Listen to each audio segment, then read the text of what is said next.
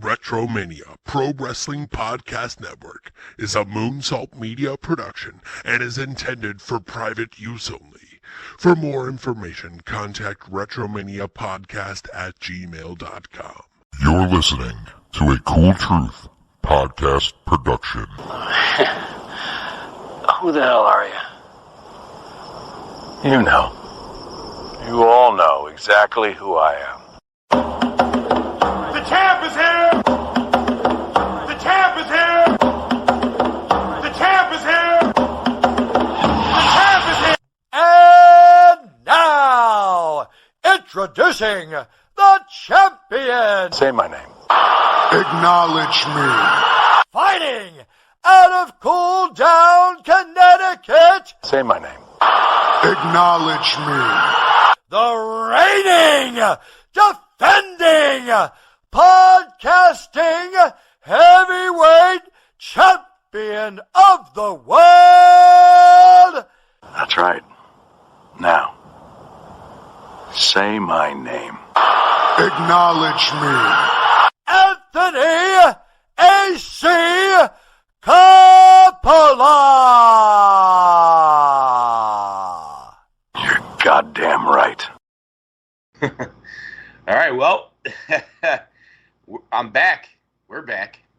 And I don't even feel like doing my show open. It's just crazy. It's crazy. But Cool Truth Podcast Productions, Retromania Wrestling Podcast Network. I'm Daddy Cool AC. With me, the one and only, from pillar to post, the YouTubing truck driver himself, the one and only Joe White. Man, we got a lot to discuss, brother. How are you? Your name is not even Daddy Cool AC anymore. Here we go. Here we go. Your name is now the Urban Cowboy. Your name is now the Urban Cowboy. Dude, the crazy part is, I know where you're trying to go with this, bro. I want you to come visit sometime. You will feel very differently. I've been through there many times. I've been right up straight through Waterbury and all. Yeah, I get it, but if you go fucking hellhole, if you go 12 miles north of Waterbury, it's nothing but, it's different, bro. I was up in the cornfields in New Jersey the other day, buddy. I had to go to. I had to go from the New Jersey Turnpike to Hackettstown, right there, right up off Dirty Jersey border. I had to go pick up candy at the M&M's factory up there, Mars and Wrigley. You're right. Waterbury is a shithole, though. You're not wrong about that. The whole Northeast is a shithole, brother. But let me tell you something, Urban Cowboy. It's no better down here. It's no better. That thing that you want these Southern girls to say to you, it sounds wrong, man, when they say it. Oh, God. My wife says it to me sometimes, and I'm just like, cringe. Because she doesn't have a Virginia accent. She's got a North Carolina accent, because I live right on the North Carolina-Virginia border. Yeah. I mean, is there that much of a difference? Yeah. Oh, yeah. I mean, I guess there would be, because, I mean, if you... if you hear us and then if you go to like Providence, Rhode Island, you're like two different worlds, but I get it. New York City, New Jersey, everybody's got a different accent. The other day we were talking about Fran Drescher, and I'm like, man, I just want to see her in a porno. I bet she's like a fucking fire engine when she busts one. I mean, we're off the rail. I mean, this is why we came back, because we're off the fucking rails already. I mean, wrestling sucks, so we got nothing to talk about. That's why we just talk about Fran Drescher and pornos. I'm going to do something right now, and you're going to be able to hear this, hopefully. This is... All right, yeah, go for it. Was you cracking a Pepsi or... A zero sugar wild cherry Pepsi in honor of our boy Phil, which, to be honest, Pepsi Plunge? The Pepsi Plunge was the last move that he used. And I will say this right off the bat. We're here to talk about Phil Brooks, a.k.a. CM Punk. I think it's even more than that. It's him and AEW. And I think the general state of pro wrestling this day. But we'll get there. We'll get there. I did not go to an indie event today. I was supposed to, but I didn't. Okay. I just can't stand to be. I thought to myself, I really just don't want to be. Yeah, I'm kind of over it, bro. I'm with you. I'll just to be fair for a second for the guys listening. I mean, I know I haven't done a show in a while, and it's always great to do wrestling shows on Retromania, of course, and Cool Truth Podcast Productions, and it's been a while, and hope none of you guys feel let down, but life is life. But here's the thing, it's just not that fun anymore. And this may sound like a dump on AEW show or a dump on pro wrestling show, and I mean it kind of may be. We could get to Payback too, because Payback was perfect. Right? Yeah, I didn't see a ton of it. I started it late and I was tired. I've been working a lot, but here's the thing. This is really not what I want to be doing right now, and this is honestly the reason why I think we haven't done a lot of shows lately. Is when it becomes a chore because you don't really enjoy what you're watching and you're forcing yourself to watch it and forcing yourself to do a podcast about it. I think it plays on the shows, and I kind of felt like that's where the shows were going, and I think the other guys probably feel that way or similarly too. So none of us have really gone out of our way to do a podcast. But, I mean, these events are just too much not to discuss because I think it just revolves around all the underlying issues of why it's just not fun right now. And I'd love to do a podcast every week and just talk about storylines and fantasy booking and the great matches we saw and, the hot asses and chicks, like women's wrestlers that wrestle well, all that stuff. I love to talk about all that. I love to talk about Impact pay-per-views and what's going on with Cody Rhodes and all. And tributes to the unfortunate passings. Of course, shout out Bray Wyatt, Terry Funk, the Bray Wyatt hit my son hard, man. Yeah, a lot of people. We went to that Night of Champions show in Charlotte when he kind of like re-debuted a couple of years ago, like right when The Fiend kind of re-debuted and he attacked Seth Rollins after his match or whatever. Yeah. My son bought a Let Me In Bray Wyatt shirt. It's now hanging up on our banister because he said he wants to buy a shadow box to put that shirt in. Oh, because wow. it's a collector's item. Yeah. It hit him harder than I thought it would. Yeah.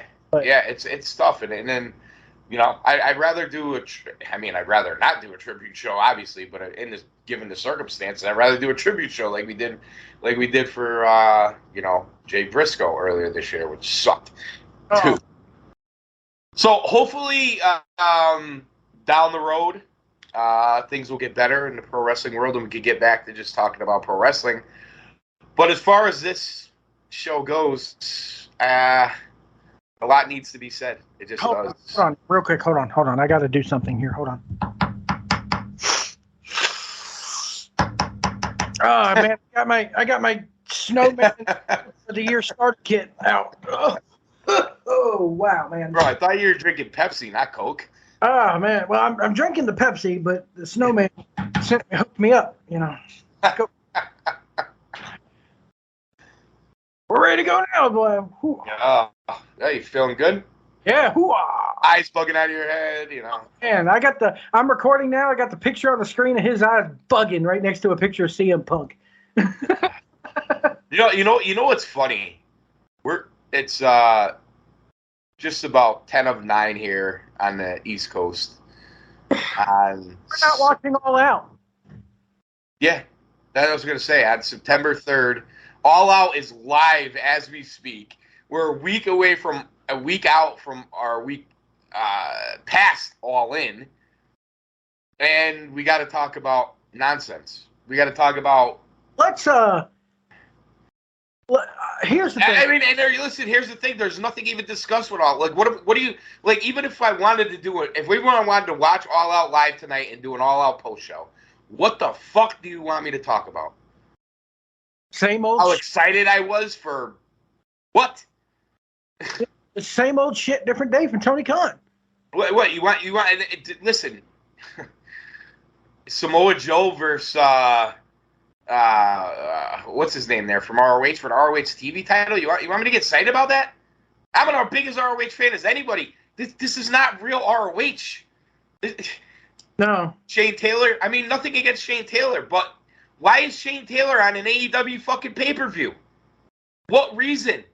You know what? If you built it up 3 weeks ago, 6 weeks ago, 8 weeks ago, okay. Where's he been? And I'm so sick of hearing the all in, all out, all in for Wembley, blah, blah. There's a guy, okay? And you guys have laughed at me religiously on this show and on my channel about it's about how I can't stand fucking British wrestling marks. Yeah. But there's a man, and I don't remember the name off the top of my head. Go watch his review of All Out. He's the guy who hosts Dutch Mantel's podcast, and now he's doing a podcast with Shane Douglas, which I'm curious to check out, because Shane Douglas is actually a very well-spoken and educated individual. You're like the only one from ECW, but yeah. Anyway, he even said, he goes, in his review, he flat out says, I wasn't going to go to the show, but I got cheap-ass floor seats in the very last row of the floor the day of. It only, I think he said it cost him under 200 pounds a piece to go. He got there, the first thing he did, went to the bar. Because AC, I know you're a bartender for a living and you love to drink the alcohol, my friend. But I have a huge fucking problem nowadays with alcohol being sold at sporting events. Because, man, it just leads to fights. Is it the alcohol or is it the behavior of the individuals consuming the alcohol? Everything. It's both. Well, my only reason for saying this is, they serve alcohol at sporting events forever, and always have to deal with drunk morons in the fucking. But listen, you got to deal with morons in day-to-day life. Like, why should the masses of people that go to sporting events and just go and don't act like an asshole and cheer on their team and want to have a couple beers be affected because of a few jerk-offs? Well, my thing about that is that in the UK. It's to excess, and I'll get to that because this guy. I don't know. I've never been there. I'm not going to speak to this guy. Flat out said the first thing I did was grab 2 pints. I'm coming down the stairs with 2 pints, and then he cuts to the fact of he's not even an AEW regular viewer. He doesn't really care about any of the shit happening throughout the review. Okay. Throughout the review, he could care more about drinking and just being there than he did about the actual wrestling. Well, I think you get. All major sporting events, I think you get. The 80, not wrestling, man. Because my thing is 80,000. Wait, you want to tell me there isn't? I could guarantee you that every WrestleMania is probably a large percentage of casual fans. Well, here's the problem, that just want to be there. It's the same thing about the Super Bowl. The difference is, though, in the UK, they're so starved for it, and it doesn't come over there often, that this is a happening. They're not going to. I agree. 1,000 people next year. But my point is that this guy could care less about the fucking matches. So what did they draw 80,000 people for? Just so that, you could have had fucking the Young Bucks in the middle of the ring killing puppies, and they still would have came. Obviously they sold the tickets before there was even a match book. Exactly. Right? So the fact that everybody's chalking it up to AEW so good, AEW so great. Who's saying that though? I don't get the sense that everybody's sitting there saying that this 80,000 thing is such a big accomplishment. Yeah, but that's the AEW cult following that wants to act like they are a true competitor to the WWE when they're not. This guy, he goes, about 3/4 of the event, away through the event, there's a guy beside me who had about 4 pints already under his belt. He's sipping his 5th one. All of a sudden, he won't stop hugging on me and touching me. And then about half an hour after I've told him to stop, he is now laying with his head on my shoulder, drooling and foaming out of his mouth, and his friend had to take him up onto the Wait. So this is, you actually listen. I would have turned this shit off. Like, who gives a fuck? I did it because also he's talking about his favorite parts of the show were the fucking nursery rhymes. Yeah. Well, I did watch the show. That doesn't really surprise me. I don't think it was that great of a show personally, but honestly, it wasn't. I will say FTR versus the Bucks was probably my favorite match on the show. Yeah, it was a good match. Dude, I don't know. I'm just so uninterested. I just can't even enjoy it right now. It's that bad. That's why I didn't rush to do a freaking all in review show, because I'm just so down on it. Like, I literally didn't. I was watching it and did not give a fuck. Like, I hate to say it, bro. Man, it's WCW. Let's write it on a napkin the day of booking or 2 weeks out booking. They should have had that show booked fucking month, at least 2 or 3 months beforehand. Oh, yeah, absolutely. I mean, there wasn't a lot to sink your teeth into. Part of this thing being a happening, and it's so great for the company. Guys, I'm sorry, but when WWE came in and started NXT UK and pretty much killed the indie boom that was happening over there, they're so starved for the shit now that, like I said, it could have been AEW presents the fucking Young Bucks and the Elite killing puppies, and they still would have bought tickets. Yeah. I mean, listen, we've gotten into these kind of things before on Cool Truth, and what does it all mean?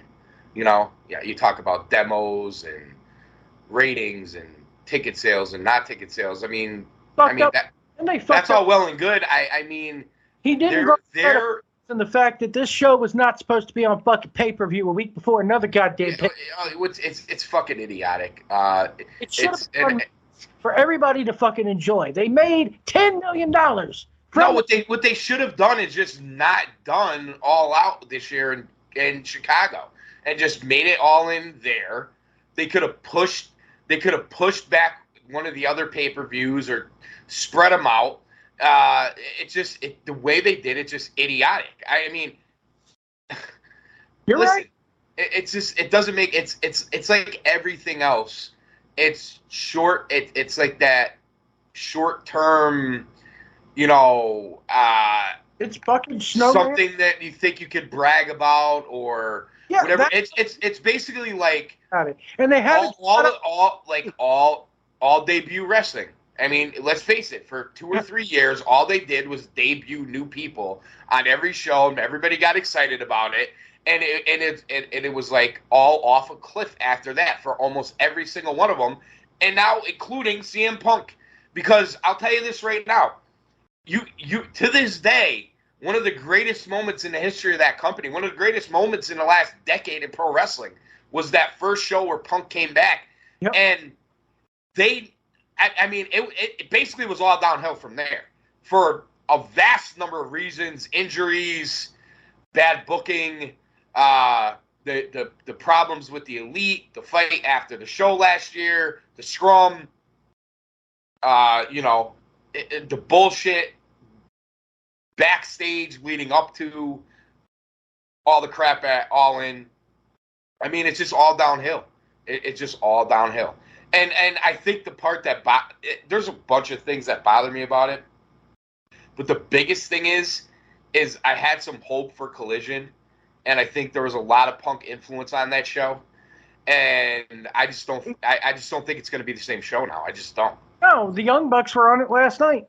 Well, but I mean, they were also already in Chicago for the pay-per-view, so that could be part of that reason there. I don't know that you're going to see them on both shows that often, but still, here we are. I mean, and then you go back to last week where it was, Malachi's group there was not going to be on Dynamite, and here they are on Dynamite because of the way they tried to book up the 6-man tag titles, which is the idiotic fucking worst titles in the history of pro wrestling. Can you please stop doing 6-man titles, everybody? Please, New Japan. Fucking everyone, just stop. Ring of Honor has them now. They get rid of them. Get rid of the AEW ones. The only place that it kind of worked was Lucha Underground. It kind of worked, kind of. Oh, dude, I'm gonna go off tonight. Stop with the fucking 6-man titles. It's fucking retarded. Let's talk about this. There's some kind of. No, actually, hold on. I want to expand upon that. Can we tone down the 6-man tag matches, the 8-man tag matches, the 10-man tag matches, please? Please, these matches are not good. They're not good. They're chaotic. There's no rules. There's no booking. They're just thrown together crap. As are all Young Bucks matches, except for when they work with FTR, because FTR won't have any other shit. It all started with the Bucks and Omega, man. I've been trying to tell you guys this for 10 fucking years now. Wait. You're telling me 6-man matches started with them? No, but the whole explosion of them, and the reason why these AEW trios titles were created is because their dicks are so small that they got to have fucking jewelry around their waist to make themselves feel better. Yeah, but here's the thing. You say that, But one of the biggest mistakes ever made in this company was them putting everybody over the first year. When everybody tuned in to see them and to see Cody and to see the people they haven't really seen before, they decided to try to put everybody else over besides themselves. Because they didn't want the backlash and they didn't want people going, Yeah, oh, God. that was a major, we talked about it a million times, that was a major mistake. Yeah, absolutely. I agree with you, man. I totally agree with you. Cody saw the writing on the wall. Yeah, but he's part of that too, though, by the way. Yeah, but Cody had enough, No, I agree. He had enough sense to get out while he could. And I mean, there's a lot of things there, but let's face it, he did the same thing, trying to put everybody else over. I'm never gonna wrestle for the AEW title. Why? You're supposed to be the fucking star of the fucking company. Everybody wanted to see him, the Bucks, and Omega. What's the first thing he does? Alienate himself away from the Young Bucks.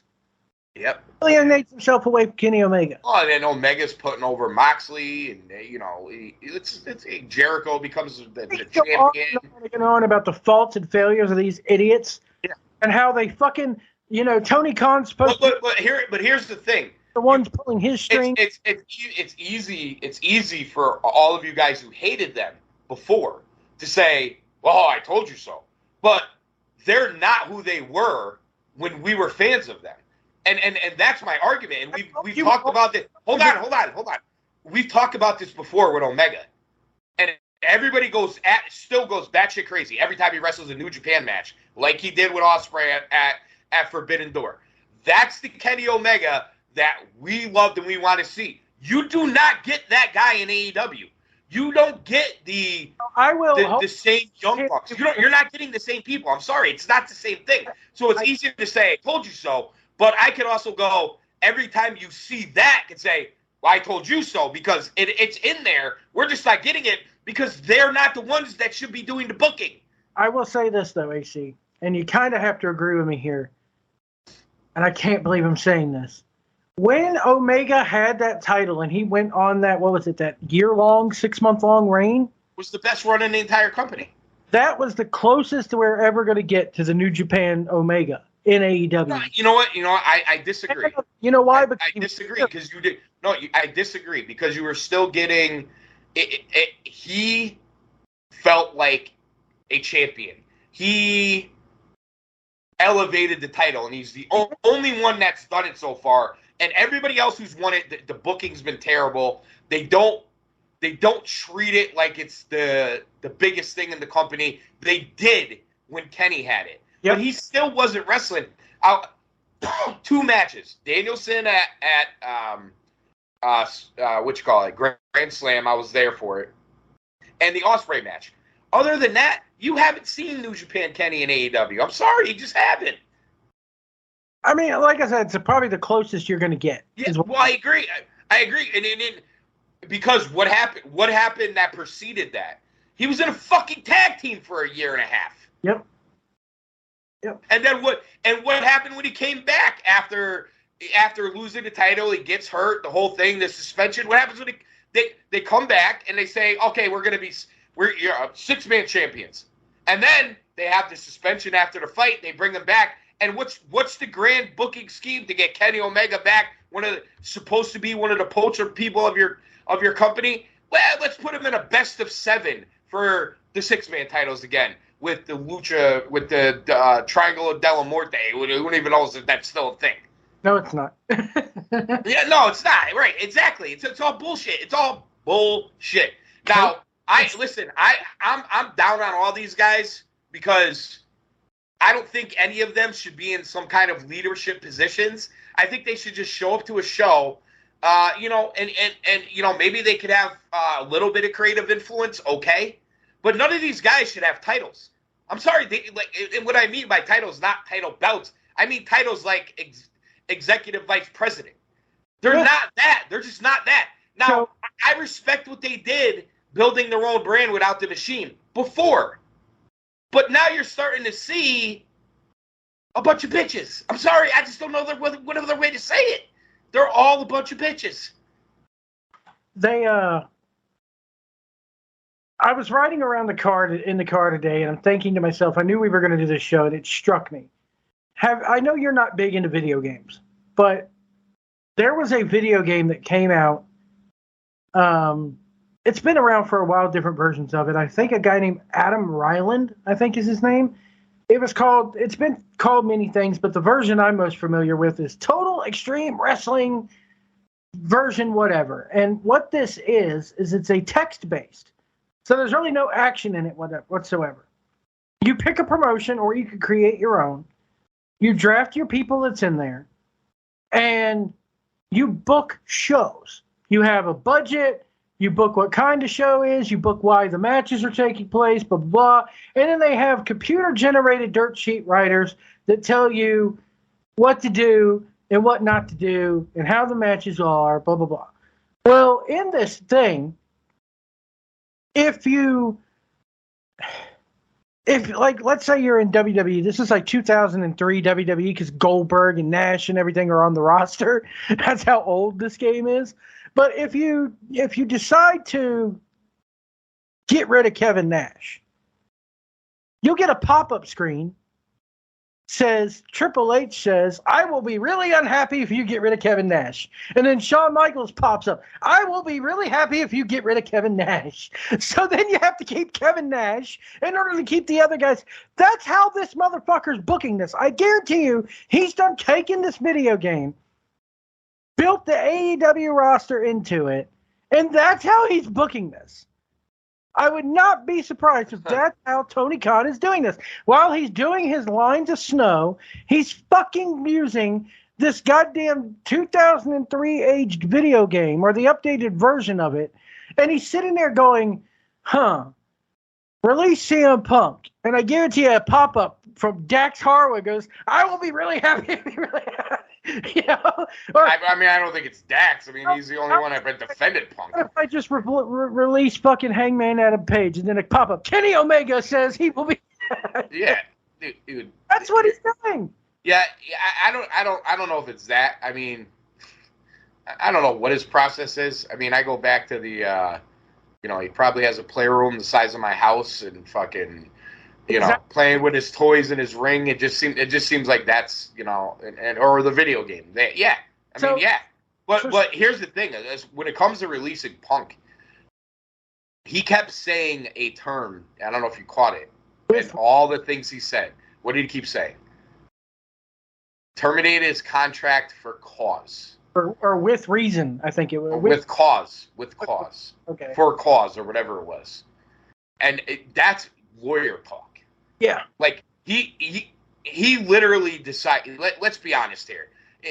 I was afraid for my life every day. This is the first fucking time there's been a fight in a fucking locker room. Are you fucking kidding me? Like, every goddamn football locker room that I've ever been in my life, there's been fights. I'm sure, 10 million wrestling shows. This is 30 years of wrestling and 4 years of booking shows. I've never, ever feared for my life. But then I was afraid for my life. And the production team was afraid for their lives. Just shut the fuck up! They knocked over my monitors, my sugar box. Shut up!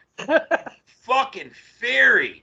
Oh, my God. And then he's like, all right, a team of lawyers did an investigation. And then I got together with another team of lawyers. I mean, listen, asshole. Do you know who the fuck you're talking to? You're talking to, a bunch of dumb fucking wrestling fans. And listen, I've been, in the last 30 years, I've been on a lot of wrestling shows. And I'll tell you what, I never once was afraid for my life. But I'll tell you what I do know, there's a lot of dumb fucking people that go to wrestling shows. Just fact. And if you're going to sit there, I'm afraid of my life, and I have this lawyer and that lawyer, and this and that, then nobody cares, asshole. Nobody fucking cares about your fucking lawyers. And I can tell that the lawyers came up with this just by the terminology he used. Because here's the thing. For cause. You know why? Because he knows Punk's going to sue his ass for the fucking money. So why wouldn't he? Here's what I told my son. My son and I was talking about this. And I said, son, do you not realize that Vince McMahon, if this happened in the gorilla position of Vince McMahon, all Vince McMahon would have had to do, he would have looked at him with that look and sighed, thrown down his headset, took those glasses off his face and gotten that look and been looking right at both of them and been like, "You're fired. Get the fuck out of my building and don't come back. We wish you the best in your future endeavors. HR will be on the phone with you fucking Monday morning to discuss your contract, your severance, whatever you think you're owed. Goodbye." Do you really think? So let me paint a scenario for you. If that's it, Hold on. Let me paint a scenario for you. Some little twerp mid-carder calls out Brock Lesnar and gets you in a fight in the back with Brock Lesnar, who Vince looks at as a meal ticket, which he probably is. You think Vince McMahon's going to fire Brock Lesnar? The problem is, though, it depends, because this is not the first time Punk's ran his mouth and done shit like this. So I mean. Hey, see, I love Punk, okay, but let's get this straight, okay? I love CM Punk, but for the 2 years that he's been there, a year of it, he's hold on a second. Who called out who? I believe that Jungle Boy was the one that called him out. Because the whole world saw it. He did it on TV. And then, if you believe reports, he says, "What are you going to do about it?" And then Punk at him and goes, "You know I could kick your ass, right?" I mean, what are you going to do? Okay, I'm going to show you what I can do about it. So hold on. Here's the thing. While this is happening, Tony Khan is sitting right there. So instead of looking at both of them and going, "Hey, guys, not the time, not the place. Punk, your match is up next. Jungle Boy, hit the bucket showers." You know, and here's another thing. They're all sitting back there in Gorilla watching this on monitors, right? Knowing Punk's in Gorilla, right? None of them thought to be like, "Oh, shit, this might be a problem. Maybe we should send some fucking security over there just in case." You know, nobody thought of that? Here's another thing. So this is all now being blamed on Punk. And let's be clear here. Everybody who's listened to me for the last, 9 fucking years podcasting, I'm not even CM Punk fan. I'm just trying to look at this objectively. The initial fight, right? Now Punk went in the media scrum and he was a fucking asshole. He said a whole bunch of shit he probably shouldn't have said. I mean, it was fucking hilarious that he said it. And the idiot is sitting next to him. Not only is he not trying to stop him, he's shaking his fucking head like he's not. I don't know what to do because he's a fucking pussy. He's a fucking pussy. And here's the other thing. So CM Punk, he endangered all these lives. Well, why isn't that the case when Omega and the Young Bucks went in CM Punk's locker room and started a fight? Well, why is it okay? Well, hold on. Why is it okay for them to go to Punk's locker room, start a fight, and then when the guys fight back, it's all on Steel and Punk? But now, when Jungle Boy calls out Punk to his face, you knowing a guy like Punk is not gonna stand there and take it, I give him credit for that because he actually has balls, unlike the rest of these fucking fairies. They get into a fight, and now all of a sudden Punk's the pariah. What? Like your own reaction to all this isn't even consistent.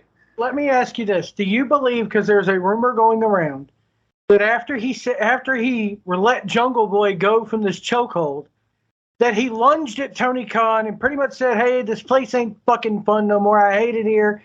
Now, if he did that, you lunged at the boss. No matter what went on between you and Jack Perry, if I go and I have a fight with an employee at the Arby's down here, when I'm working a shift at the Arby's, and me and Joe Schmo have a fight at the Arby's, and I put him in a chokehold, and then I look at the manager and lunge at him and talking about how, "Hey, get a fucking grip on this place."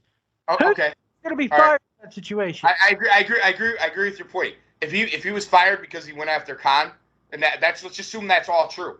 He was fired for that. Why the fuck did it take a week?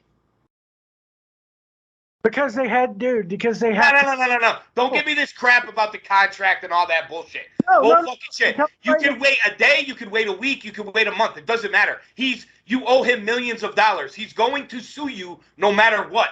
If you think you're firing him for cause because he came after you, let's just assume this is all true. Why was he not fired on the spot? if your life felt threatened, why the fuck did you have him arrested then? Here's what killed, because they have to do the investigation. Because it's bullshit, bro. I'm going to tell you this right now. This is just me and my 43 years of life being skeptical about everything I hear now. This is what I think happened. Unless I hear solid, concrete proof that this is not what happened, this is what I believe. I believe Punk was not popular in that locker room. He was popular with a small amount of people, and the rest of the fucking people hated him.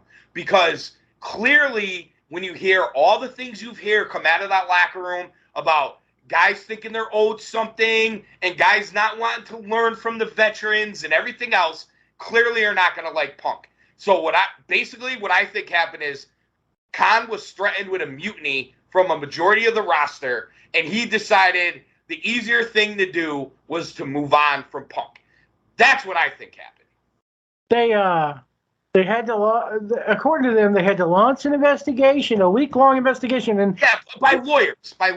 Yeah, lawyers. It's this disciplinary team. It's lawyers. Why aren't you talking to Tony Schiavone, Dustin Rhodes, fucking Dean Malenko? Why aren't these the people doing the investigation? The people who have been in wrestling locker rooms their whole fucking career. When you go to some lawyer, what does that mean? What the fuck does that mean?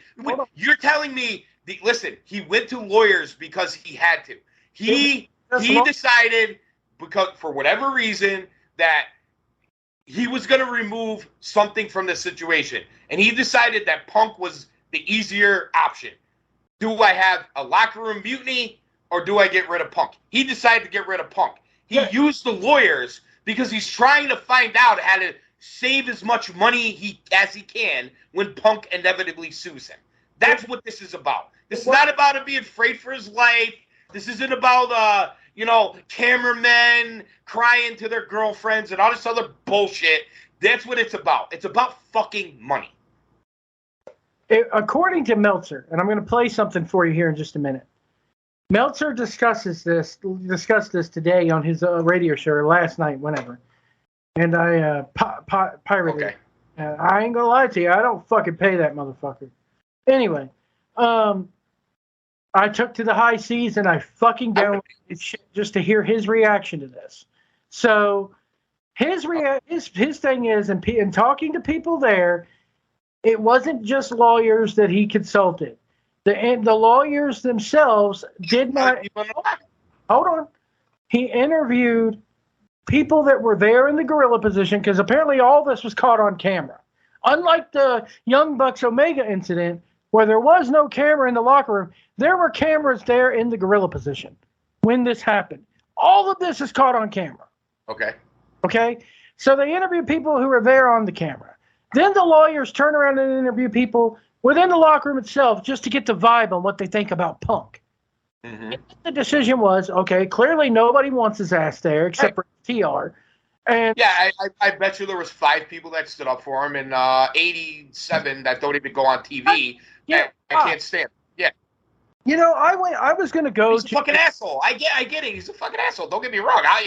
No, it's not that he's an asshole. It's that he wants wrestling to be portrayed and seen a certain way. Yeah, well, that part about it, the whole reason, the whole reason the Glass thing came up, I agree with him on all that. He's right.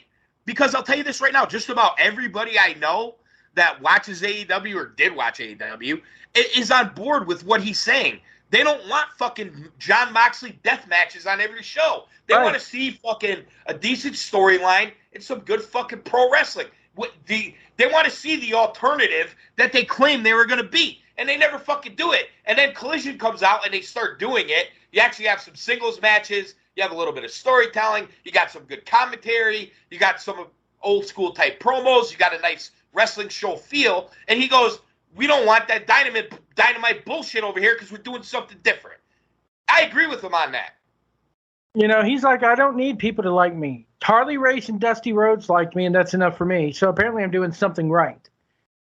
And he's right. He's absolutely right. Cornette loves Now listen, I don't agree with all the ways he goes about shit. Don't get me wrong. He's right, but I don't agree with all the ways he goes about shit. And listen, you knew damn well with the way they fucking handled it last time that something else was going to happen.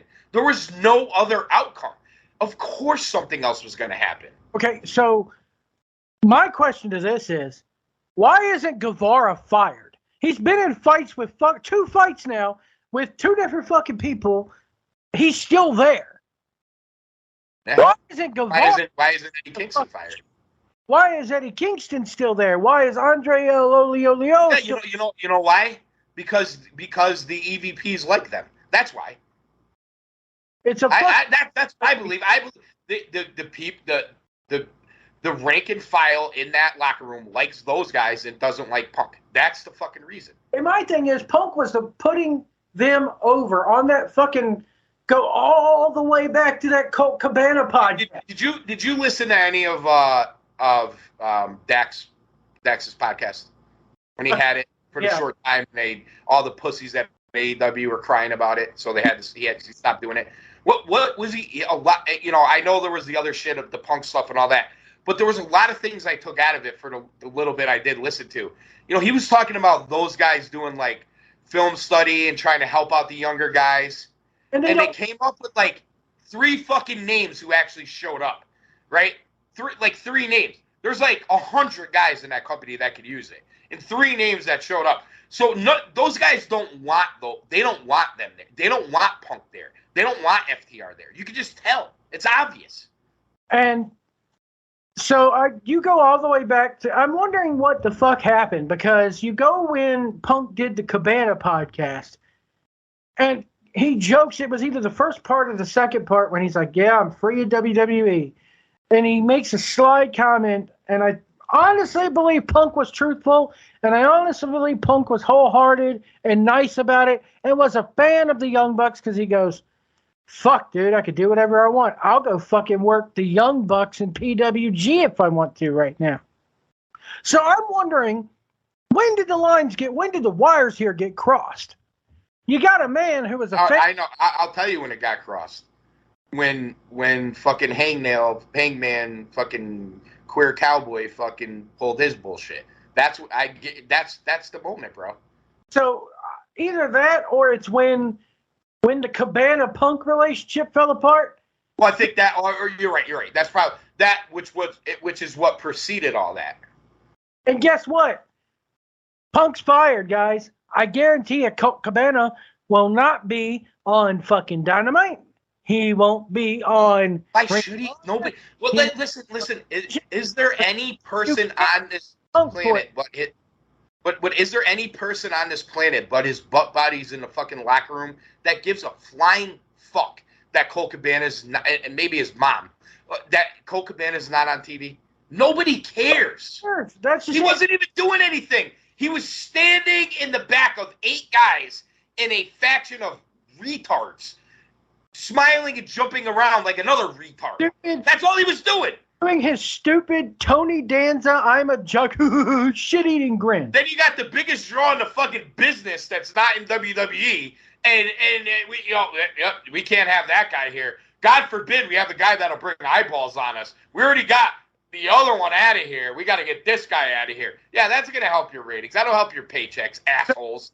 At the end of the day, if we want to blame anybody for this, well, it all goes to the cop. It starts. Listen, it all starts at the top. It starts at the top. Yeah. It's Tony Khan. So let me play you something here, because we all know Meltzer. I have not heard this yet. So what side Meltzer's on? Oh, I mean, we know that's not hard to figure out. We know the Cucamonga cocks that are in his mouth. Okay. Oh wow. I'll take the left, Matt Jackson's left nut, Nick Jackson's right. Come on. Anyway. Here's what Meltzer had to say about this. Because we know Meltzer, we know what side he was on, but he never flat out, to Meltzer's credit in all this, he never flat out said, fuck CM Punk, I'm with the Young Bucks. Because he couldn't.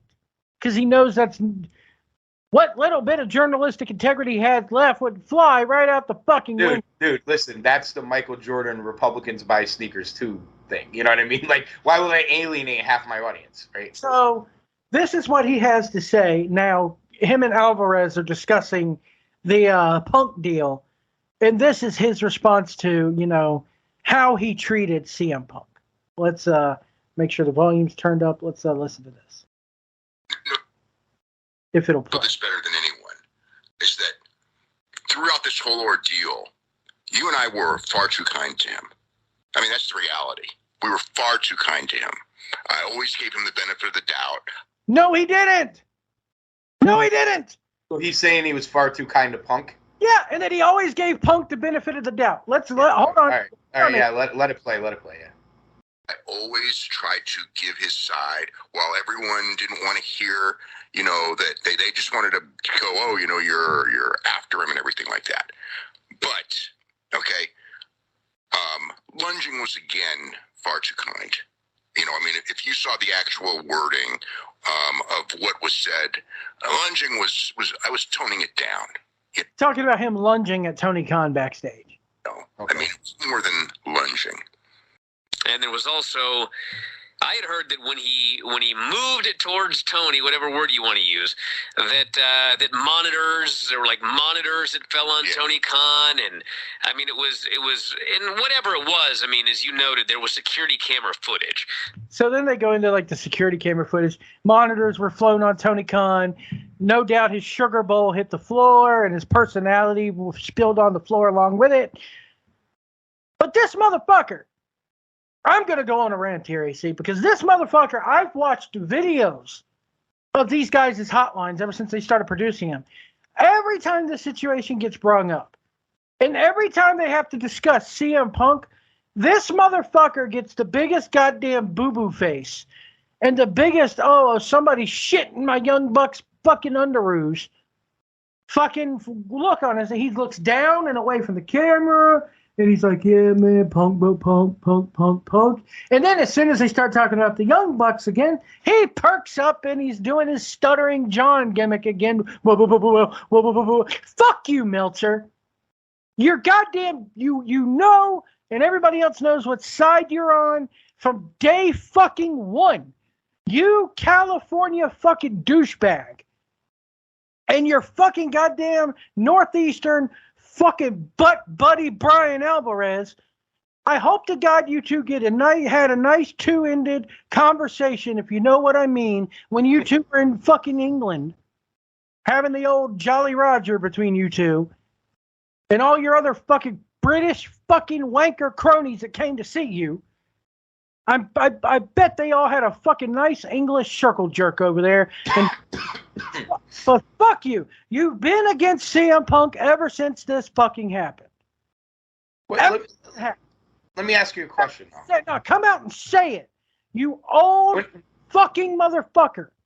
When did this come out? Today? That came out today. Okay. So you mean to tell me that Punk lunged at Khan and just came out today? That's the rumor. Yeah. And it just came out today? Apparently, according to Meltzer, I knew, because this is how fucking Meltzer talks. He's goddamn stuttering John 2.0 from the Stern Show. Dude, I knew about this. I knew about this, but I couldn't say. Motherfucker, if you had any goddamn journalistic balls, you would have said it a year ago what happened. So, you all right. Went down in there. You know the Bucks' side of shit, but you... Wait. They're saying this... And you're for losing your fucking access, because your access media... and you got both their dicks up in your fucking ass, you're too scared of not being invited to a goddamn media scrum, so that's why you won't tell the truth, motherfucker. Wait, hold on a second. He's saying Punk lunged at Khan last year? No, he's saying Punk lunged at Khan last Sunday, but he couldn't say anything. I bet you this. I want to say right now. I'm going to go on record. Hold on. I'm not fucking buying this. I bet you. Well, that's the whole "I'm scared for my life" thing. Yeah, but this sounds like spin to me. It does, right? Doesn't it? Since day one, since the whole So you mean to tell me that all this shit came out that they at least got into an altercation that Punk, everybody knows he was put in the chokehold, right? And now some people say it was to calm it down. Other people say it was to show Jungle Boy what's up. And all that happened. And then Punk goes out and has a match. And then they say he wasn't asked to leave, but he was told it might be a good idea. And you're telling me that's the story for the whole week. And then this fucking cokehead weirdo does the nonsense that he did last night. And now you want me to buy that Punk went after him? If Punk did, who gives a fuck? Well, but I don't even believe it. Because you want to know it? He's such a pussy. You can see it. He would have had him arrested. I don't believe for a second that Punk went after Khan and he did not have him arrested. I don't buy it. I don't believe it. You know what? If you want me to believe that Punk went after Tony Khan, I want to see the fucking video. And I guarantee you Meltzer's probably already seen the video because I want to see it. I want to see the video. They're all fucking butt buddies. And if that's and to all the people out there, if that's your thing, good. But at least Meltzer also had fucking TNA dead 8 fucking years ago. He had him dead 10 fucking years ago. He had him dead 7 years ago, 5 years ago, 4 years ago, 3 years ago. TNA's been dead his whole fucking career. And guess what? They're having another fucking show next week. So what the fuck, Dave Meltzer? So, but I mean, it all goes back to my point of if this happened,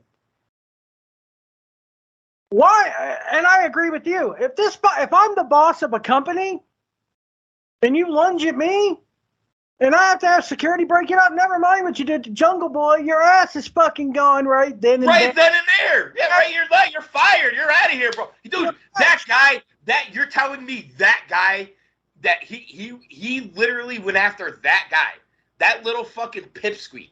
You're telling me that he went after him and it took him a week to fire him and he filed no charges? I don't believe that for a second. If this would have happened to me, if I'm in Tony and here, let's be fair for a second.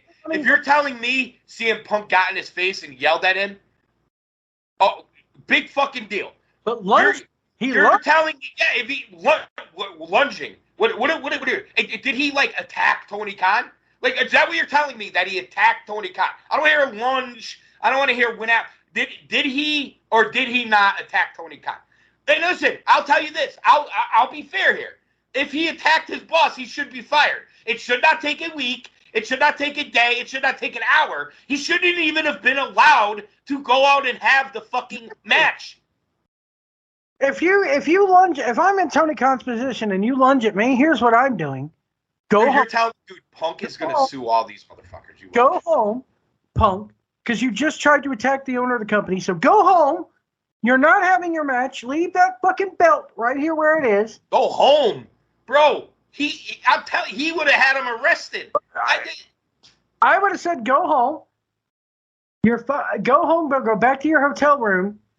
You're lucky I'm not having you arrested because I'm not that big of a fucking pussy to have someone arrested for this.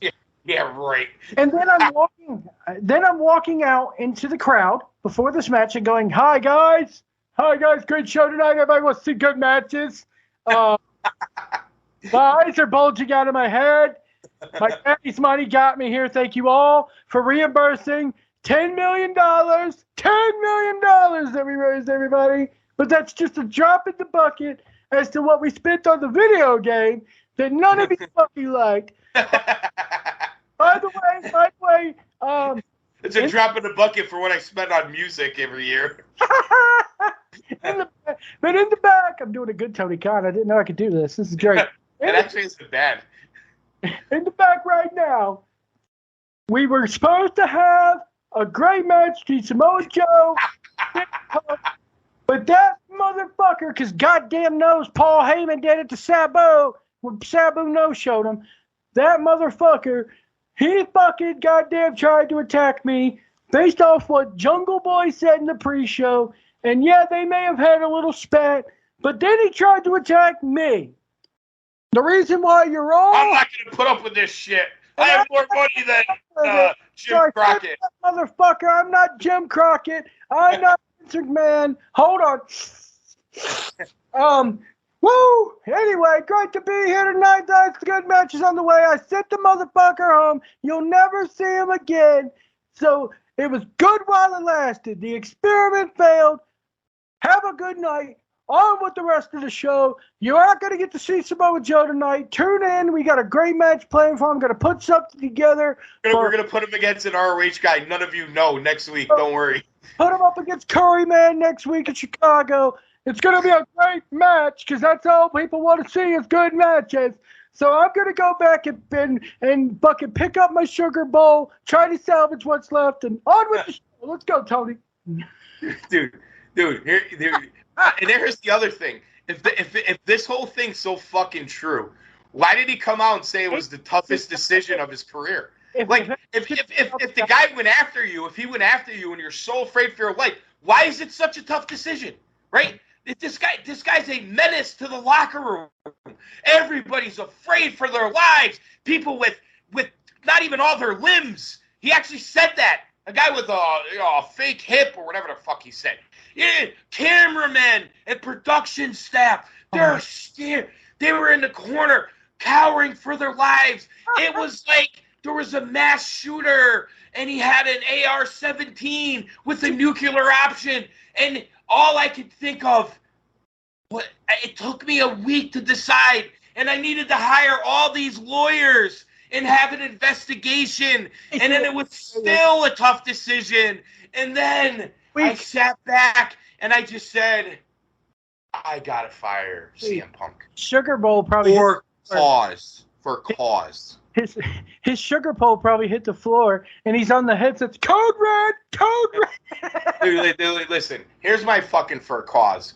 I'm gonna not watch your fucking show for cause because your show sucks anyway. Let's be honest. It fucking sucks. It hasn't fucking been good in a long fucking time. Collision was kind of bringing it back. Every now and then you'd have a decent pay-per-view, which you really haven't had one of those in a long time either. This is trash. There's a couple things here and there. You get a good match. Bullet Club Gold versus FTR. You get a little bit of good comedy / storytelling with MJF and Adam Cole. And then the rest of it is garbage. You book the women like garbage. You book the mid-card like garbage. You book your titles like garbage. You book ROH like I don't even know what it is. It's the biggest disaster I've ever seen in my fucking life. And you want my fucking money? Fuck you. I'm never giving you my money again for fucking cause, asshole. Here's what's really gonna, you folks, you listen to this. If Hollywood Edwards, shout out to Hollywood. I wish he was here tonight because if he could do Fauci, I can do Tony Khan. But actually, I would love to hear Fauci's thoughts on how Khan should have defended himself. Yeah, and how he was so. That's what the assault was. He breathed particles on him. I know what kind of particles. You know, COVID's coming back. He breathed particles on me. I thought I got tested every day this week. Now, were these particles? Were they of the Colombian variety? was it a metal or a plastic straw? Was it a metal or a plastic straw? No, he's a fucking goddamn millennial hippie. He's probably using paper straws. There's more poison in a paper straw than in his Coke. Yep. Did he? I wonder if he went over to England and put fucking goddamn HP sauce on his Coke.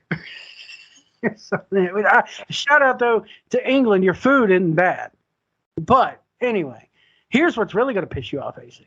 Ready? Everybody, boys and girls, are you ready for the Urban Cowboy? It's fucking lit. Do you know what the AEW hardcore audience was tweeting about? Before, during, and after the Punk situation? Where? That night? Or yeah, the night Punk was released yesterday. Yesterday, okay. Yeah. I don't know. What were they? So it was all over X or Twitter or whatever we're calling it nowadays. We'll call it. Call it what? You crapped out on it. We'll just call it Twitter. Twitter. It's Twitter. It's still Twitter to me, damn it. I mean, I really don't care either way, but whatever. Anyway, you know what people were talking about? I'll give you a guess. It's AEW related. Okay. Danielson coming back? No. Okay. He's mentioned about Punk being released and he's a cancer, but no one wants to talk about the fact that Sonny Kiss's contract ain't getting renewed. That's what they were fucking pissed about. It wasn't Punk. Wait. Hold on. Yeah. Fuck out. They're mad because he didn't renew Sonny Kiss's contract. Because Sonny Kiss quietly has disappeared from the AEW roster page. I mean, I got this. Listen, I have nothing against Sonny Kiss. Like not my cup of tea. I have nothing against Sonny Kiss. Oh, come on. Hold on. But why is Sonny Kiss important in this? Like, when has Sonny Kiss done anything remotely even memorable on AEW television? Because right? Punk deserved to be let go. Sonny Kiss did, and Sonny Kiss is important for what does one situation have to do with the other? You have the biggest draw in the industry, not in WWE, and you have somebody who's been on, I'm guessing, Dark for the last 3 fucking years. I haven't even seen her, I guess, in that amount of time. But people just want to see good matches. You just want to see good matches. Well, no, I'm not even trying to be an asshole. Like, I don't know. Like, I'm being honest there. I'm not trying to be funny or an asshole. I don't really know how Sonny Kiss identifies. Like, I really don't. I think I'm guessing. I don't know. Maybe it's he. I don't know. I'm not trying to be an asshole. Wrestles dudes, right? Okay, no problem with that. That's fine. Float your own boat. But all I'm saying is, this wrestler has had no role on the show forever. Is that really a big fucking deal? Yes, and I'll tell you why. And it's I know why. You don't even need to tell me why. That's the problem, though, bro. There shouldn't be a big fucking deal. Nobody gives a fuck. Here's the problem, okay? And this is what I've said all along.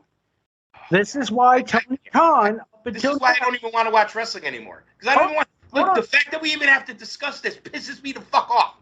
This is why Tony Khan has been afraid to grow balls until now.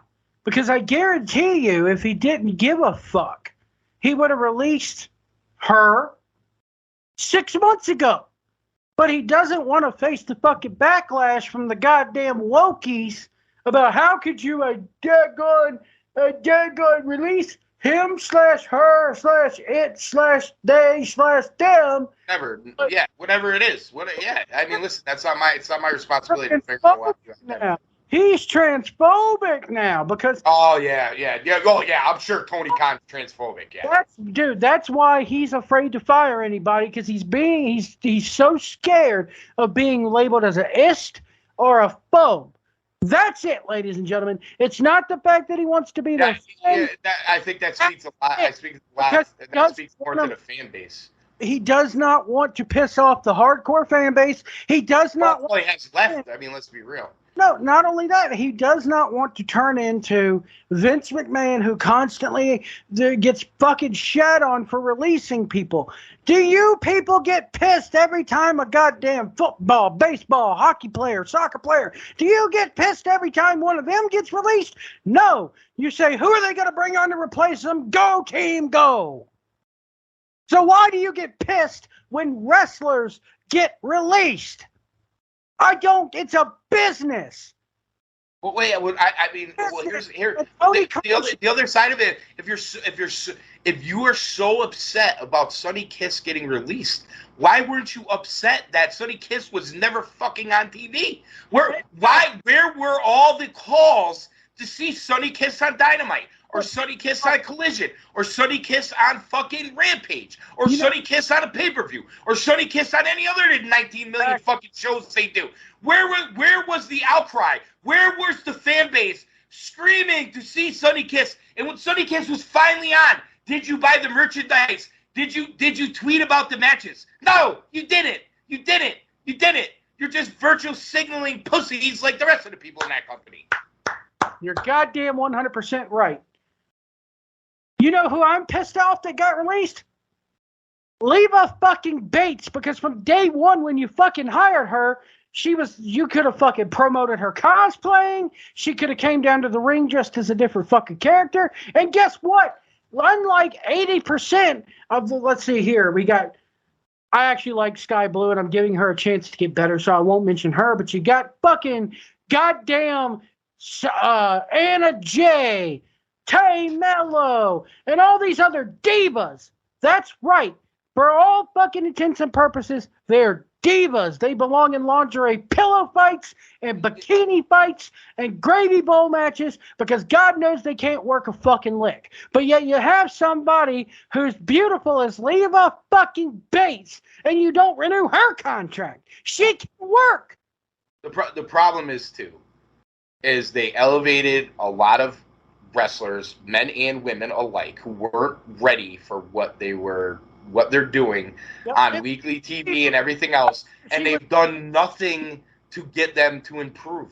They do nothing to improve themselves. They don't listen to the veterans in the back, and they're not being forced to improve themselves. They're not. Here's my thing with Leva Bates, though, dude. She was there in WWE on NXT until they got rid of her. And then she went and did fucking time on the indies and fucking busted her ass and honed her craft in and is actually... Listen, no women's wrestler other than, like, save a few are going to be able to get over in AEW. They just don't book it. They don't book it well. I'm going to bring another thing up while we're talking about the women's division because this fucking goddamn cokehead can't fucking... I think he's gay. I really think this motherfucker's gay. I just got to come out and say it. I suck cock. Well, no, I mean, you think he's gay, but they think he's a transphobe, so... But here's the... I mean, I don't really give a fuck what he is. I just want him to book good wrestling and shut the fuck up. Stop being a fucking pussy. Nyla Rose wouldn't be on TV if he's a transphobe. But I agree. I don't. But that's just my point. It doesn't even matter if it's gay, not gay. I don't give a fuck. So I don't give a fuck, bro. Give us a good wrestling show. Give us the alternative you said it was going to be. You have yet to do it. Did you hear about in the last few weeks the Lufisto situation? Lufisto situation? No. Okay. I guess not. From British Columbia, Canada. She's French Canadian. Beautiful woman. Older woman. She knows. She came and said. Oh, yeah. Now I know what you're talking about now. Yeah. I mean, she wrestled one match, too. Like. Yeah, but go back and listen to Sean Ross Sapp's. As much as I can't stand that motherfucker. That's Punk's boy, isn't it? I don't know. He's a Chicago guy. I think he's Punk. Houseman. No, Sean Ross Sapp is from Kentucky. Oh, all right, so I'm thinking of somebody else. Houseman is the guy from Chicago. Okay. But there you had another chance. I just can't with all these guys. I just can't. I'm sorry. Here's another situation of the locker room bullshit politics, and they don't want to fucking deal with the veterans in the locker room. So guess what? They fucking got her pretty much got kicked out of the locker room and never to return. And she had to fight to get her fucking pay and all this shit. That shit should have never fucking happened. Well, it's not right to have to fight to get your pay. The wrestling camp, I almost went up to Jimmy Valiant's wrestling camp today. And and if I would have went, I would have said, hey, can I interview some of your trainees? Because this is the same school that Adam Page went to. In Virginia, in Shawsville, Virginia. Mm-hmm. And you know what I would have asked him? I would have asked him a series of questions like, is it fair to say that this school has taught you well? Yes. Or probably would have been the answer. Is it fair to say that the instructors have taught you well? Yes. Is it fair to say that if you ever had a question about anything, would you go back to them and ask them a question? Obviously, you're coming back here today to put on a show when you've already graduated. So obviously you have respect for this school and for these people who have taught you everything that you know. Why is it then that some people in the industry today, the industry that you're trying to get into, think that that's wrong? To go and ask a veteran for help or to take a veteran's advice. And I probably would have gotten kicked out of there for asking said question because they know who the fuck I'm talking about. Mm-hmm. They're golden, boy, who they count as, hey, look who graduated from our school. And who I was a fan of because the boy grew up 2 hours or about an hour and a half east of me. I had much respect for him until I flat out heard him say, I don't take advice from the fucking goddamn older generation. I don't think I need to. Motherfucker, you fucking need to. And you should, because the day you stop learning, and Ric Flair's even said this, the day you stop learning, and the day you stop taking advice, is the day, and the day that you think you know it all, is the day that you need to pack your shit and get out. 100%.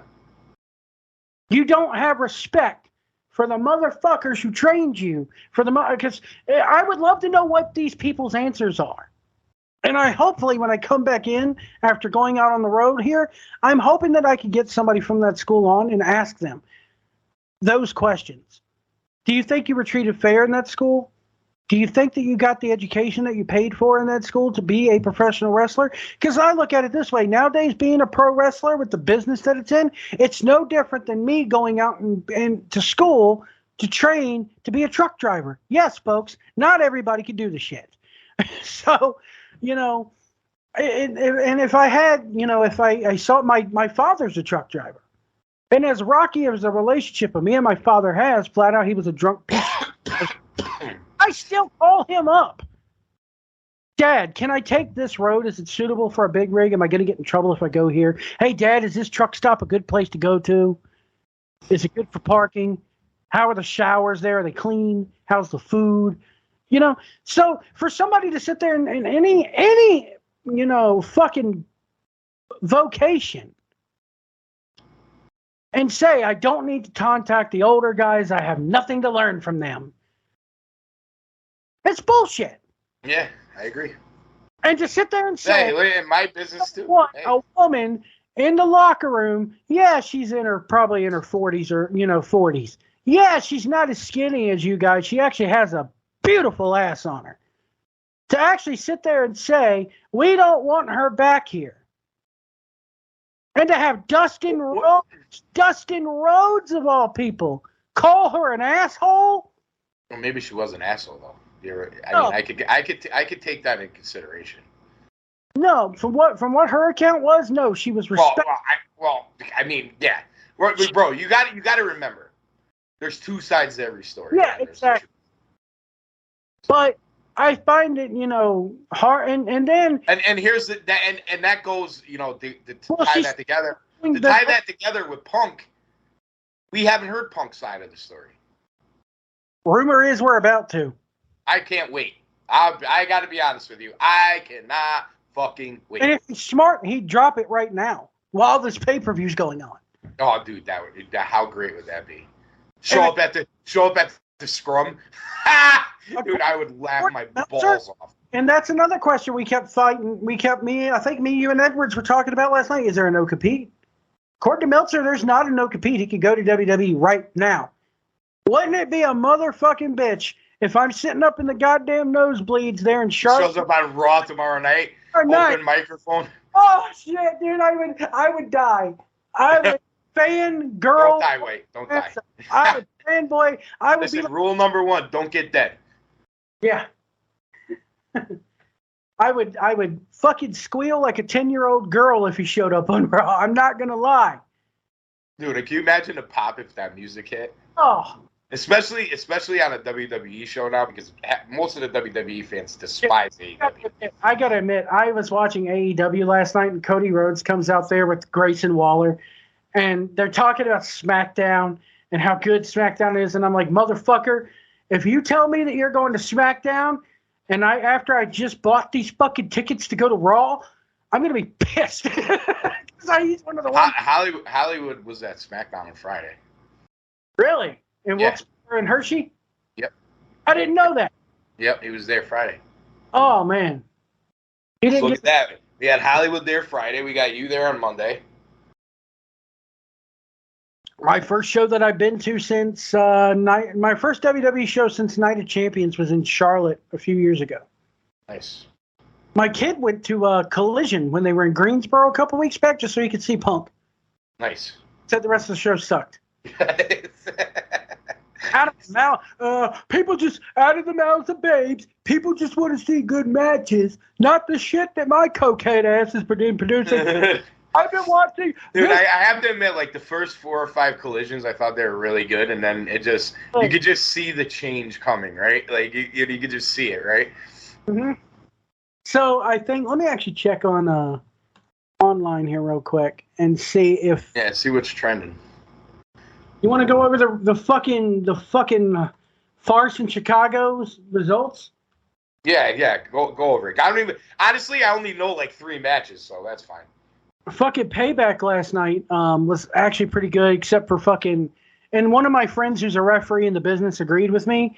Fucking Raquel Rodriguez just looked like a deer in the headlights some points during that match. And Rhea Ripley is trying to her best. Mommy, I can't wait to see you tomorrow, Mommy. I will see you tomorrow. I even told my wife, I was like, I don't know what's going on with her hair right now, but I can't wait to see that bitch tomorrow. It's exactly what I said. I got the stank eye, but I don't care. I don't care. Wait. Is that like abnormal for you to get the stank eye or what? It's probably like a every hour occurrence. Well, I got the Tony Khan fucking book your shit plan, so my eyes have been stinking too. Wait, I'm gonna send you a meme right now. You got to see that you'll appreciate. Has to do with Ripley. Hang on. There it is. Dude, there was a point last night where she like kind of fucking like where fucking I gotta send that to Hollywood too now. Raquel kind of dropped her on the ropes and her ass cheeks split the ropes, like the rope split her ass cheeks in half. Oh! I was like, God damn, I wish I was there. I'm thinking to myself. Honestly, I just want to, I got to go back and watch I want to see LA Knight and I want to see Nakamura and Rollins. LA Knight versus The Miz was good until they kind of put Cena in there as the referee, and I'm like, why? I was saying prior to the event that had the potential to be the sleeper match of the night, and then they threw Where they put Cena as the referee? Yes. Oh, yes. God. Bye. Still a good match. That just screams Vince. Like, oh, LA Knight's over. Let's put Cena in there. You know what I mean? Like, obviously. Oh man, see, yeah. I'm looking at that meme, and I'd love her both ways. The funniest part. Every time I see LA Knight, I think about back in the Eli Drake days and Impact. Drake. Everybody loved him, except for Firehawk. Firehawk fucking hated Eli Drake. I think he hated Eli Drake more than he hated you. The AEW business, man. We just can't do that no more. Oh, I'm out of the AEW business. Hey, listen, I try not to speak in absolutes because many times I've been out of the WWE business and certain things will bring you back and then you start enjoying it again. And I'm not saying that it's impossible that I would ever enjoy AEW again because I'd be lying to you if I said that because it is possible. But what I'm telling you now is they're going to have to do something to get me back because I am not going back now. And I never thought I would hear when this whole thing started. Yeah, you and Edwards and everybody have told me many times, you're right, White, you were right. I never thought I would hear you say that, though. I never thought you would flat out. I mean, I'll be honest with you. There was a time where I saw every show they did except for like the dark ones. Like every Dynamite, every Rampage, every pay-per-view, like every fucking match I saw. And then it started with watching Rampage less, then watching Dynamite less. And then I saw all the collisions until, I got to be honest, the last 3 weeks, I've watched like maybe half of every show. Like some of the shows I didn't even turn on. I'm just not into it, bro. I don't know, bro. And then all of this happens. You know what I mean? It's like, all right, so I'm already down on your fucking product. And then you actually have someone that actually can provide the type of wrestling I want to watch, and you fucking fire him. Now, again, if the reason is he attacked Tony Khan, okay, I can live with that. But you need to fucking say that. You need to provide proof that that's what happened. All week long, that's not what we heard. And now, after Tony Khan makes a fucking fool of himself on national TV, and then before the show started, it got shared, I don't know how many millions of times, he makes a fucking fool of himself, then Meltzer all of a sudden is running to the defense of Tony Khan. Oh, I'm fucking shocked. He's always been there. That clip I played. Dude, how many old school guys like Cornette? And I didn't listen to the newest Cornette. I will after the show. I wanted to be with my own thoughts. But I heard Cornette's thoughts the other day, and I haven't heard it for myself, but I heard Bully Ray was like, bro, like, this is my words, but Jungle Boy would have got some act right back in the day. Yeah. And that's what Punk was giving him. Like, yo, kid, you need some act right. Like, I'm gonna like, you don't come like this is a level here. You know what I mean? This is like the fucking rookie, like going after the team captain. You know what I'm saying? It's what we call down here in the South, and I know because he was raised out in Hollywood and had everything fed to him on a silver fucking platter by his father. But it's what we call down here in the South, and you'll learn this being the urban cowboy sooner or later. Called, and this is the African American term that I've adopted, and I love it. It's the first time I ever heard this term was out of a black woman's mouth. Bless you, miss. He has no home training. I've heard that before. He has no home training. I've heard Gotta that get some home training. Yeah. Anyway. Yeah. His shit don't stink. I get it. Amy, you sent me, it's probably just the pictures and the fact that she's wearing a vest in her gothic look, but her tits look better before than they did after. They look bigger. Yeah, I think it's the angle. Oh. But so the meme is an old school picture of Rhea Ripley when she had blonde hair and no tattoos, and she wasn't goth. And it says, "If you don't love me at that Rhea Ripley, you don't deserve me at my goth Rhea Ripley." Mommy, oh man, you don't deserve me at my mommy. I'll take her any way I can get her, and I've said that day one about her. But the fucking goddamn Scissor Boys beat the fucking whatevers tonight. You're talking about the Acclaimed and Billy Gunn? Yeah, whoever's. Who they beat? They beat Team Jarrett. It just says Team Jarrett. Oh yeah, the build for that was great. Okay. Yeah, really good. Was that like the pre-show match or when? Adam Cole and MJF versus the Dark Order. Let's see. Man. What a build for that one too. Cabana? Was it Cabana? No, it was John Silver and Alex Reynolds. Might have screwed up. What a great place for your champion to be in. Okay. Okay. We're flying. We're flying here. I wish I paid for this. Wasn't I one of the few when the Dark Order first came about, and you had Uno and what's his face? They did the deal where they showed up and they sat there with the chair with the damn Google. Oh, it was Uno and Grayson, yeah, Stu Grayson. Yeah. I was a fan. Everybody else. See, that's the problem with AEW's fans. The shit that you guys hated, I fucking loved.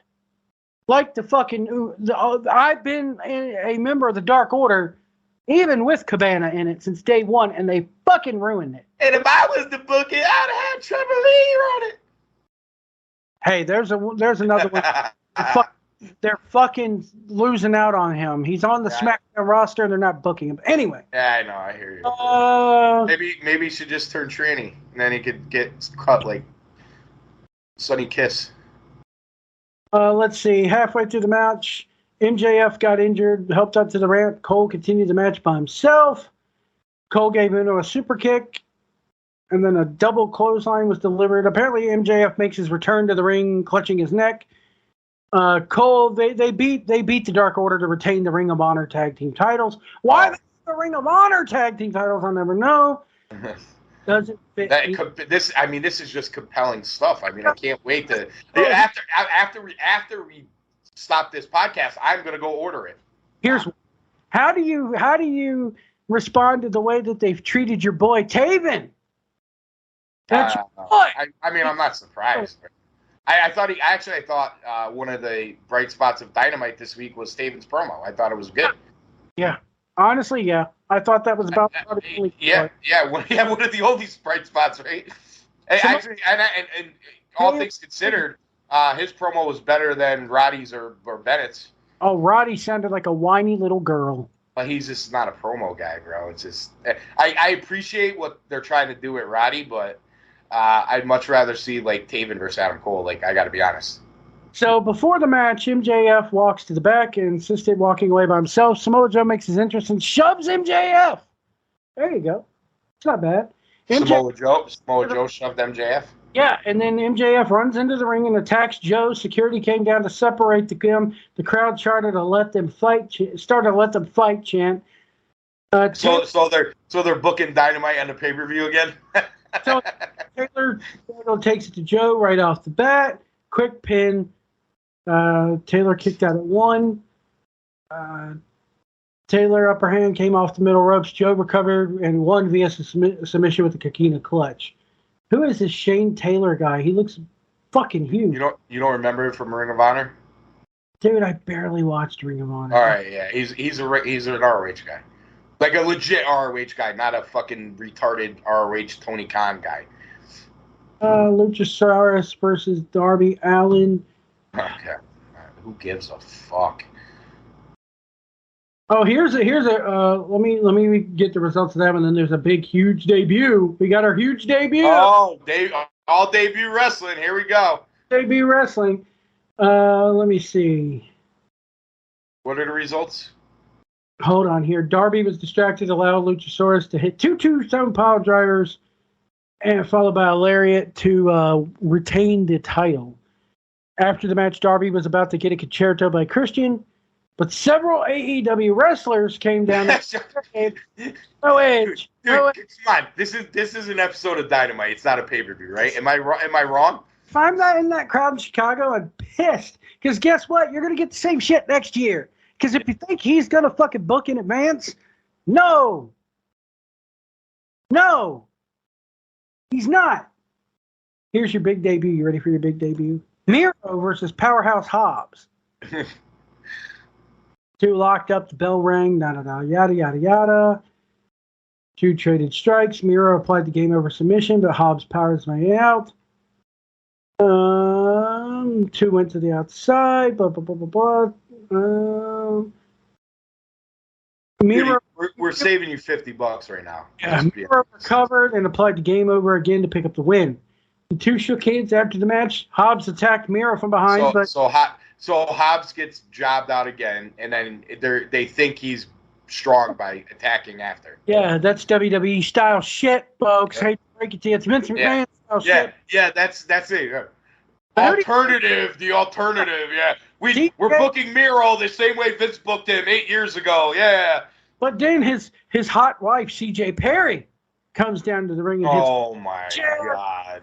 Sell it, and she tried again. Hobbs took it away. Hey, now they could have like Miro and CJ versus Mox and what's her face. So you're gonna do like the big tag match. You'll have fucking Miro, fucking Lana versus the goddamn Guevara and Ty Mello. Well, at least she's knocked up. She's knocked up. She can't. After that, baby, pop that goddamn baby out and let's go. Because Miro and Lana versus Jungle Jack and Anna Jay. There you go. Together? I guess I have no idea. But in the end, Miro. Dude, Punk should smash her just to like be like ultimate win over her. Like, sorry, I know he's got a wife and shit, but he should definitely smash Anna Jay. Miro, this says Miro. I didn't know something that. You should agree with that. Sam White, right? You're right. Anyway. The only good women's wrestler they really have left, Chris Statlander. I am a Statlander fan. I'll admit. Bro, don't sleep on DMD. Nah, man. I like DMD. Dude, she's too skinny. Anyway. DMD. I hate women who, when they hit the ropes, it looks like the ropes are hitting them instead. What is it? She's not that bad, bro. What is it with women not being able to fucking bend a rope? It's one of the basic first things they teach you is to run the ropes. And when they weigh 110 pounds. Loosen up the These are not big women. Then loosen up the ropes between matches. You know how to do this. They could go out there with a ring. I'm just happy when they don't drop each other on and break their noses and shit. So Statlander versus Ruby Soho for the TBS title. Ruby hits Destination Unknown. Chris kicks out. Ruby was upset. Chris hits her Saturday Night Fever finisher on Ruby to pick up the win. That's good. Destination Unknown. Ruby Soho. I love the fact that they've gotten Statlander away from the alien gimmick. Yeah. I love that. And she's fucking hot, too. So, there you go. Again, a woman. Didn't she train at the same school as MJF? Pat Buck School? Yeah. I think she. Yeah. Yep. Again, a woman with a nice, beautiful ass. Max Caster's from that school too. You know, I mean, it's Statlander and fucking Rube and all these women that I like. They have asses that are so beautiful that Like it's Tony Storm. Yeah. She got a little jump in that trunk. Dude, before McMahon made her lose it, but now she's starting to get a little bit of it back. They have asses so beautiful that it's a shame that they have to sit down on them. That's Dude, how. Am I like wrong for saying that Paige was hotter without the fake tits? And I'm not like I'm a fan of fake tits. I just think hers are too big. There's a report that CM Punk was involved in an incident with William Regal. Well, they both worked for AEW. Let me read this one to you here. Oh, here we go. Now it's gonna be like Punk fought the whole locker room. Oh. Well, you never knew this, but Punk fought Danielson, and Punk got in a fight with Moxley, and Punk fought the cancer. The cancer of all AEW is gonna flourish now without CM Punk. This is all you're gonna hear, and they're actually making me a Punk fan, believe it or not. According to Cassidy Haynes of BodySlam.net, he's one of Meltzer's marks, but another incident involving CM Punk during his run has been confirmed. Oh, it's confirmed. Confirmed. Oh, here we go. Confirmed. Sources. Yeah, just like Trump colluded with Russia. Sources confirmed. Multiple sources have confirmed to me details about an incident that took place between Punk and William Regal that took place when Regal made his AEW debut. Was Punk even in the company when Regal was there? Like, they overlapped for a very short time, didn't they? I think Regal came after Punk, didn't he? Okay, yeah, you're right. Yeah. So he was only there for a short time. Punk was injured most of that time, too, wasn't he? Here we go. Punk refused to shake Regal's hand and wound up getting in the legend's face, telling him that he did not like him, did not trust him, and that Regal was a stooge for Triple H. And this just came out now. Yeah, this is just coming out, and all the skeletons. It's gonna be nonstop now. And Punk, I'm telling you, Punk. He fought the Water Boy. You know, it's just all you're gonna hear now. It's unbelievable. Punk was stealing popcorn. Yeah. And fought the popcorn guy, and the popcorn. Punk gave out ice cream bars and never paid for them. Bryan Danielson versus Ricky Starks. Punk was at the Capitol building on January 6th. He's a liberal. It doesn't matter. He was there.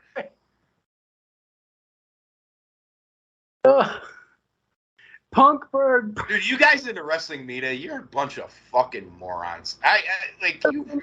Versus Starks. I'd like to fight every one of them. Bryan applied the label lock while using a strap. Starks refused to quit, pass out. Oh, yet another pass out thing. We can't tap out. We got to pass out in AEW. So this is Khan's plan. We're gonna be the alternative. So let's get Hobbs over. Let's get Starks over. And then we're gonna job out Hobbs to Miro, and we're gonna job out Starks to Danielson. Brilliant. And that's all we have right now from All Out, All In, whatever it is. Because what is even left? Fucking, I think I'm wondering about the same thing. Wait. Stames said this earlier. Is Moxley and Cassidy really main eventing? Yeah. Dude. $50 if you're listening to this and you paid for that show, you're a fucking idiot. I'm sorry. I love you to death, but you're a fucking idiot. Get your money back. Get your money back. This is what I would do. I would call AEW tomorrow, I know tomorrow's a holiday, on Tuesday, and I would say that it was false advertisement, that they fired your favorite wrestler and you want your money back. And then you know what they're going to do? They're going to do what they did for White House. They're going to send you a gift card for the AEW. Did he get his gift card? I don't even know if he got it, bro. Dude, this scumbag charged White House $120 for a service that wasn't even operable at the time. And when he complained about it, they gave him an AEW shop fucking that was gift the whole card. thing. I think probably about a year ago, right after we did the White show, House, sue that motherfucker. I messaged Edwards, and I think I messaged you and said, guys, I figured out what they did to White House. Anybody who who ordered the service right before it got cut off, or anybody, whatever you had paid for up until then, they were going to give you gift cards for. So yeah, no. So here's what it was though. He was on the reoccurring yearly. So when ROH had their Honor Club, the Honor Club VIP was $120 yearly subscription, and with that you got Honor Club, all the exclusive Honor Club shows, all the ROH pay-per-views. You got discounts to merch, and you got first in line for tickets. That was the whole idea with getting Honor Club. So he was on that reoccurring payment, not even thinking that Honor Club was stopped. It was done. That they were going to charge him. They fucking charged him after it was all. Yeah, he got it charged for $120. The thing wasn't even operable. Then they said so. And then they gave him a fucking AEW gift card, AEW shop gift card. I like that. it. That's your fucking great owner, Tony Khan, right there, a fucking nutshell. I liken it to people who do that free trial for shit and then forget to cancel. Yeah, and now he's charging you dumbasses $10 a month for Honor Club, and then charging you $40 for the fucking pay-per-views. When Ring of Honor had Honor Club, you got the fucking pay-per-view when you paid the $10 a month, or you paid the $120 for the year. I know White House isn't the biggest fan of mine, but I agree with a lot of the shit that he says on y'all's show, and I really do fucking sorry for the guy with that situation. That's fucking that's bullshit. It's bullshit. Shit. I mean, White House, if you're listening to this, man, they did you fucking wrong, man. They did you fucking wrong. White House just thinks you're, Cornette's long lost. That's Guinness announced on the show Adam Page donated the $50,000 to Chicago public schools. What $50,000? This says he donated $50,000 to Chicago public schools. They put this on the show. How about going back to Aaron's Creek, Virginia, a rural area, and donating $50,000 to your hometown schools? Because I guarantee it, they need a lot more than Chicago. We don't do that. I love to see what they spend on education to no avail in Chicago. Don't get me started, bro. We're not here. You know what? On the face, say, yeah, it's a nice thing to do. But why are you putting that out? Again, this is just more to just add to the Trump. Like Punk is like the Trump of wrestling. He's like, you know what I mean? Like this is just more to add. They're just doing this to add to the Punk smear campaign. Because they're gonna say, oh yeah, Adam Page, Punk went after Page, called him an empty-headed dipshit. He called him this and that. Look at this guy donates $50,000 to the schools. What did Punk donate? Punk didn't donate anything. Punk was attacking William Regal. Punk was attacking Tony Khan. Punk was attacking the Elite. Punk was saying this. And Punk was stealing money from Colt Cabana and his mom. This is what you're gonna hear. This is all you're gonna fucking hear from these fucking morons for weeks. You ready for this one? Oh God. Anthony, There's another one. There's another impression. I don't know how much more I can take. Go ahead. Hold on. AC, my boy. I'm going to tell you, this is Donald J. Trump, the most luxurious man in the world. Your God is better than your Trump. I know. I'm a to do a fucking New Yorker. What can I say? The Punk thing is a hoax. It never happened. They found cocaine in the gorilla position. You put me back in office, this whole thing gets dissolved in 10 minutes. Punk's back over there. The Young Bucks and Adam Page, you get along with them? I'll have him back in 24 hours. I'll have him back in 24 hours? You need to have good lawyers. He didn't have good lawyers. You need to have the best lawyers. I have the best lawyers. You got to have the best lawyers. They're fake news. It's all fake. The William Regal thing, it's all fake news. It's all fake news. Never happened. I don't even know who William Regal is. I never met William Regal. There's 17 pictures of you with William Regal. And that was for like 5 minutes. I didn't know his name. He's beneath me. He's not me. It's all a hoax. Can he drive the golf ball as far as me? No. So he doesn't mean anything to me. Let me tell you something. If it was my deal with Sonny Kiss, I'd grab him right by the pussy and throw him right out the fucking door. It's bullshit. It's all bullshit. Dude, do you know this Punk shit's never gonna end, right? Like it's gonna drive me fucking crazy. It really is. It's never gonna stop. There's gonna be another story every day for like the next 2 weeks. And here's what kills me: is Punk is probably sitting at his house in Chicago right now, laughing because he doesn't need the money. I know, but here's the thing, Punk. Please, I know you have me blocked on Twitter X because of no faults of my own, just like Corny has me blocked thanks to White. Joe, there is no blocking. But here's the thing, Punk. This is what you need to do. Sue all these motherfuckers. Sue them all. If you're really not the guy they're portraying you as, sue them all. Please.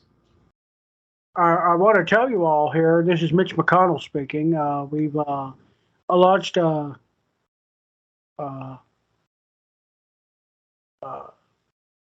drag him away. Hey, you didn't hear the question. Can you repeat that? He didn't hear you. We've launched an investigation. Dude, you got to give his handlers like a lot of credit. They're like, hey, did you hear him? No, like, he didn't hear you. What'd you say? Say it again. Okay, no more questions. We're out of here. This is, guys, if you want to see a man slowly die before our very eyes, watch Mitch McConnell. I mean, you don't even got to. I mean, there's like 5 of them. There's him. There's Fetterman. There's fucking Biden. There's fucking the fucking broad from fucking California. One that has any merit. And Eminem went after this guy. Is 7-Eleven. And 7-Eleven's got my vote right now, man. Was Rashwami, Shishimi? I just call him 7-Eleven because you know his family owns it. Vivek Ramaswamy. Yeah. He says a lot of good things, but you got to be careful, bro. He doesn't have a lot of experience, and there's a lot of shit in his background that we have to find out about too. Have you fucking experience when they fucking elected his ass? Yes, yeah, but he had a lot more international business experience and life experience than a guy who's 37. It's a country, not a company, that you can't play like Monopoly, okay? Sorry. I tell you what. So you want another guy that has ties to Big Pharma and the World Economic Forum and all that crap? I mean, this is some of the shit that... I want somebody who's youthful and then who is not going to die. I said I want all the same things, but the thing is it doesn't mean that he is definitely the right person. I want free Slurpees. Being racist.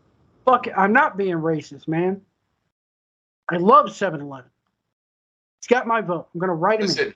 Listen, there's no Slurpees left at the 7-Elevens around here because they get robbed every night. There's a thing, one of the wrestlers I follow on Facebook was there today. I think it was either today or yesterday. It's in South Carolina. And this is why the real reason why the Urban Cowboy, AC, wants to move down here, folks. Don't let him fool you. There's a I don't now let's be clear. I want to move down south, not necessarily down where he is. He wants to move down here, folks. There's a restaurant in South Carolina called Biscuits. It's called Biscuits and Porn. They will serve you biscuits and gravy or sausage biscuits or whatever. They have you're not selling me on the South with this one. And then on the side of the restaurant, on one whole wall of the restaurant, you can get any fucking magazine you want. Why can't I just go to fucking Waffle House and watch fucking teethless women fight each other? Dude, it's not as good as Biscuits and Porn. Jesus Christ. Leave it to the truck driver to know where all the, This was a wrestler on Facebook that fucking showed pictures of this. A wrestler? Yeah, I'll try to find him. I'll try to find it right now. Please don't send it to me. Oh, I'm going to send it to you. Or if you do, send it privately so my family doesn't see it. Yeah, I messenger. Oh, God. Where was? Where we at in the Dynamite pay-per-view review?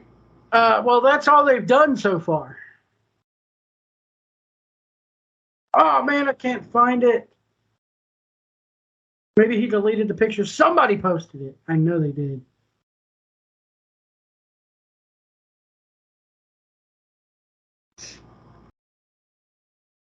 Here, I'll see if I can find...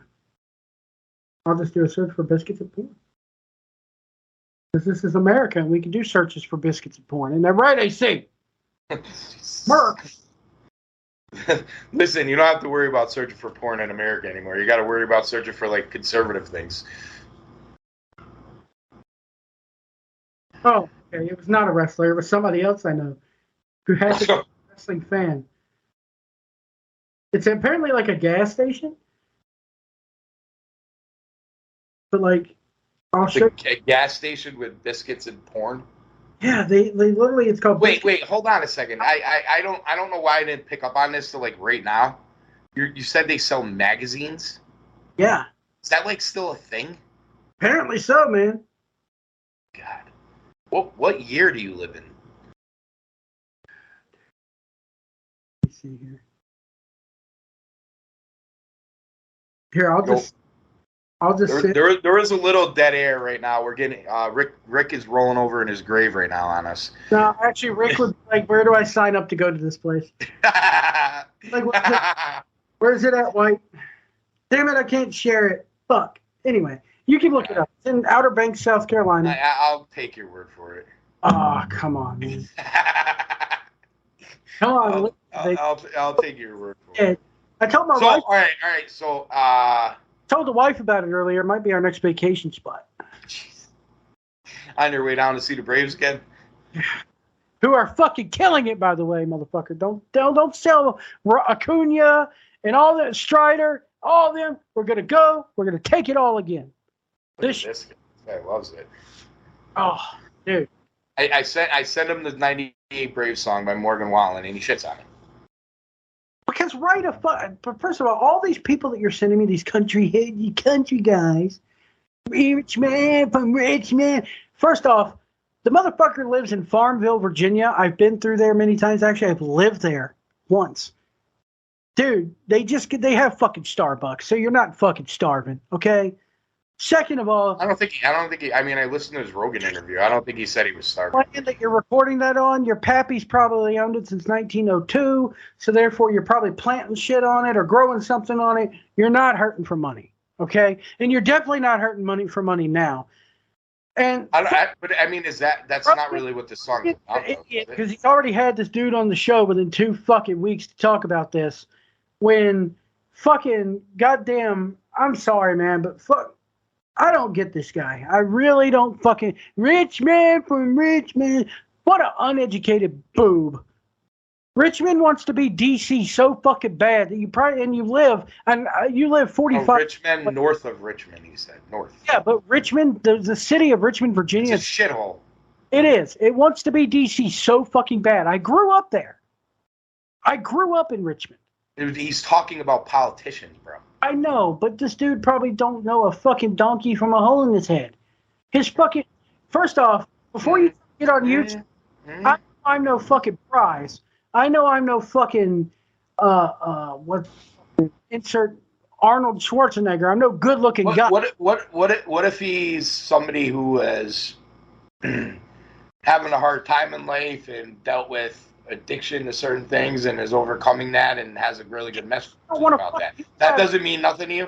No, because here's the thing, dude. You're a dime a fucking dozen. There's millions of people there. That's not the point. That's not the point, though. Sometimes people coming out and telling their stories will give somebody else a reason to do it. What's wrong with that? E-begging. That's what that is. It's e-begging. What is it? Dude, if he wanted money that bad, why didn't he just take the $8 million from the record company? Because he knew that people would be like me, would be calling him a fucking goddamn e-beggar for it. And but if he just wanted money, why would he care? Making more money now going on Rogan and all this other stupid shit than he will. Trust me, this dude's he's probably because he has money to begin with. Okay? You don't fucking live, you gotta if you want to live out there in the country of that part of Virginia. I don't think he's as broke as people made it out to be. I get that. Trust But me. I also agree with what he was singing about, though.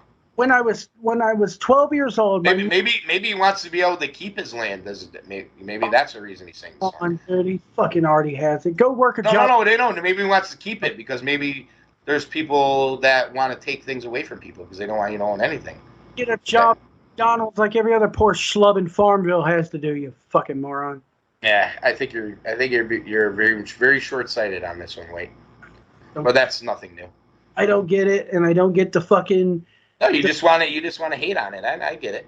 You goddamn right I do. Yeah, but then it actually dims your perspective on things. I've been where this motherfucker lives, and if you own land out there, okay, as rich as all the people that you're fucking preaching against. So fuck him. Nah, that's not necessarily true. Dude, have you ever been to Farmville, Virginia? It doesn't matter, bro. There's rich people in Connecticut. That's not the point of the song. He's talking about politicians and power. Yeah, and it's not going to taking away things from It's not going to get you anywhere. Well, yeah, but here's the thing. This is what you always do. You say, "Oh, no, well, nothing's going to change anyway. So nothing going to get people to do this. Nothing's going to do that. So why bother?" You know that you know what? That's if that's your take on it, that's fine because everybody has a right to live the way they want to live. But a lot of people are getting fed up with the way things are too, bro. Oh, I'm one of them. Yeah, but every time somebody does anything that maybe would raise awareness or gets undone, you throw cold water on it. It's not going to raise awareness. It just causes me to look at you and go, dude, do you have nothing better to do? Why don't you run for office and change shit? Why would any regular person run for office in this country? What is the benefit of it? You got enough money to turn down millions of dollars from the record company. No. Yeah, that don't equate to being able to run for office, bro. You got your money. You got all that money. You need to have name recognition. You need to have a lot of money. You also need to realize that they're gonna come after you as every part of your life, every mistake you ever made. Especially if you're running as a conservative, they're gonna come after you. And if you actually listen to him, he's not very political. I look at it this way: if you want shit to change, get your ass on the ballot. If you got so much money that you can turn, that's the problem. That's not going to change anything. It's going to do shit. That's not going to change anything. Maybe on a local level, but on a federal level, if you really think one person's going to go to Washington and change it, that's already been proven. It can't happen. Because let me tell you something. That part of the area, Farmville kind of borders the county of Amelia, which is just as rural, if not more, fucking country than Farmville is. Farmville's home to Longwood University. That town makes enough money off that fucking college alone and to fucking support itself. Okay, but just down the road sits fucking Amelia County, who won't let progress happen. They would not let a fucking Kroger come in there. The only grocery store in the entire fucking county is an overly priced, what they have, Food Line. It's called Food Line. That's a brand of grocery stores we have in the South. But they wouldn't let a Kroger come in there because Daddy wouldn't sell the farm to let or make progress happen.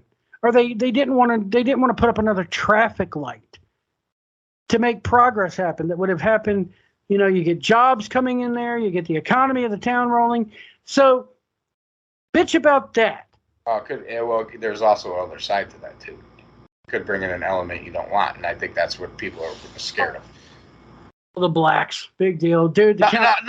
See, there you go. Oh, you're talking about blacks. No. It's not a race of people. It's not a race. Like this is a stupid fucking argument. Okay, some people just want to keep so class? What is it? Dude, what is it? Maybe low income people, maybe people that aren't from your area that don't believe in the same things you do. Like, you know what I mean? Like he's all, it's blacks. Yeah, well, that's what it is. Yeah, whatever, bro. Come on. Well, because I'll put it to you this way: I grew up I grew up in a small town too that didn't want to bring in any of these retailers in either, and I have no fucking problem with it. I really don't give a flying fuck. If I want to go to any of those retailers, I'll go out to where they are, And then when I want to support shit in the town, I'll support shit in the town. You know, and that town, and the mill rate's way lower than it is in the city, who apparently has all these great jobs and businesses and all this progress that everybody talks about. So yeah, you know, that's what it's all about. Get back to Tony Khan and what a crackhead he is. I don't know. You brought it up, bro. I mean, I look. You're not from this area, so Okay. Never catch me. I'm not from the area. What is that? What the fuck? Because the guy's from that area, he can't sing a song. Like what? Why is it we got to dump on everything people do? Like why is it that people do have to be political? Wait, hold on a second. Have you actually listened to what his politics are? No, I don't care. You're singing "Rich Man North of Richmond." He's talking about politicians. Politicians in general. He didn't say liberals. He didn't say conservatives. He's talking about power in D.C. ruining people's lives. That's what he's singing about. And a lot of people fucking agree with that. That's why people like the fucking song. It's not overly the greatest song I ever heard. But I agree with the message of the song. I agree with the message, too. I think they're all fucking corrupt. That's why I voted independent in the last 3 elections. That's fine. So, but us getting on our high horse here on the show, him singing a fucking song, it's not going to change that. I didn't say it was going to change it. Running for office is going to change it. There was a truck driver in New Jersey who ran for, I can't remember the exact town. I know what you're talking about. For office. Ran for a state Senate seat. And he won. Yeah. That's how you. But how much has changed in New Jersey since that happened? No, it's gotten worse. All right. I agree with what you're saying, but the machine's just bigger than that now. It's just bigger than that. It's bigger than any song. It's bigger than any fucking body one man's. But that doesn't mean that he shouldn't sing the song because of that. The song is not even that good. His voice isn't even that good. Hello, pot, I'm kettle, but you know. Oh, we got more results. All right, let's get into it. Get results here. The Snowman's Ball 2023 is happening right now. Kingston and Shibata. Oh, we're gonna waste Shibata. Fucking Kingston Shibata. That was a match on this show. Shibata versus the Blackpool Combat Club. Kingston wore a Claudio Sucks Eggs T-shirt. Yeah, way to make money off a dead man. That's really cool. Way to make money off a dead man. I hope all the proceeds of it go to help his family. Yeah. Let's see here. What are we doing? Claudio pins Kingston with an uppercut. Wait, he pinned him with an uppercut? Yep. Pinned him with an uppercut. Shibata took down Yuta with a sleeper, but then Claudio pinned Kingston with an uppercut. So he hit Kingston with an uppercut and pinned him. That was the end of the match? Yep. Okay. I mean, some other shit happened in between that I don't really care about. Yeah. No, but that just sounds like a weird ending, right? Omega versus Take a Shit. That's since you just started listening to Cornette, every time they talk about Takeshita, he calls him Take a Shit. Yeah, I picked up on that. I'm glad you joined the cult of Cornette, by the way. You're never going to agree with Cornette's politics because he's about as liberal as they come. No, that's why I listen to the clips, and then I don't listen to the whole show. Oh, man, the shit that... Yeah, well, Stames will set me up, too, because Stames will be like, hey, AC, you should really listen to the beginning of Cornette. You'll love it. And then he's like, assault weapons! Mass destruction! And I'm like, this fucking moron! Dude, if you want to come down here and shoot guns, I got a father-in-law that could totally make that happen. Listen, I'm all about shooting guns, so I'm down. Anyway. Take a shit. I can't shoot many of them in Connecticut anymore, but that's a story for another day. Not without drawing the wrong kind of crowd. Anyway. Asshole. I'm an equal opportunity offender, okay? I have guns in Connecticut because of the wrong kind of crowd, but, whatever. Let me ask you this. You're from up north, right? So if I put a pistol in your hand, are you going to hold it like you should, or are you going to do the sideways bit? Listen, I'm not a fucking idiot. Anyway. Sideways bit. Not a fucking dumbass rapper, stupid motherfucker. Before people would have called me racist, I actually introduced my wife the other day to Straight Outta Compton, the movie about NWA. Yeah. Good fucking movie, okay? Good. It's a good movie, really good movie. Music, too. Actually, Rogan had on Ice Cube, and he told the whole story about how it came about that his son played him in the movie. It was a very interesting story. Did they mention if O'Shea Jackson Jr. did the vocals for the songs, or did they just use Ice Cube's vocals? I don't recall. God, dude, have you ever seen that movie? Yeah. He looks just like his father. Oh, yeah. He did all kind of acting classes and all this kind of shit prior, yeah. He did in other movies, too, like Godzilla, I think, came out before that. Yeah. Man. Yeah, it was Ice Cube's idea, but he had to apply himself, and he actually had to audition to get the role. Yeah, and Paul Giamatti as Jerry Heller, fucking. Yeah, he's a great actor. He's such a good actor. The guy who plays Eazy-E in that movie. Yeah, I thought he was pretty spot on. Yeah, man. Yeah. Yep. The whole movie was spot on. Look at you, Wade. Straight out of Compton. Cultured, man. Yeah, I guess so. Yeah, fucking white honky from Virginia. Down with the homies. There you go. Anyway. You fit right in. Omega to take a shit. I forgot that was a match, too. They have Twinkle Toes versus Take a Shit. There you go. I love it. Saquon, that's right. He's right.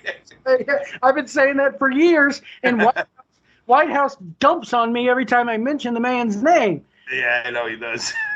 He's the odd man out now.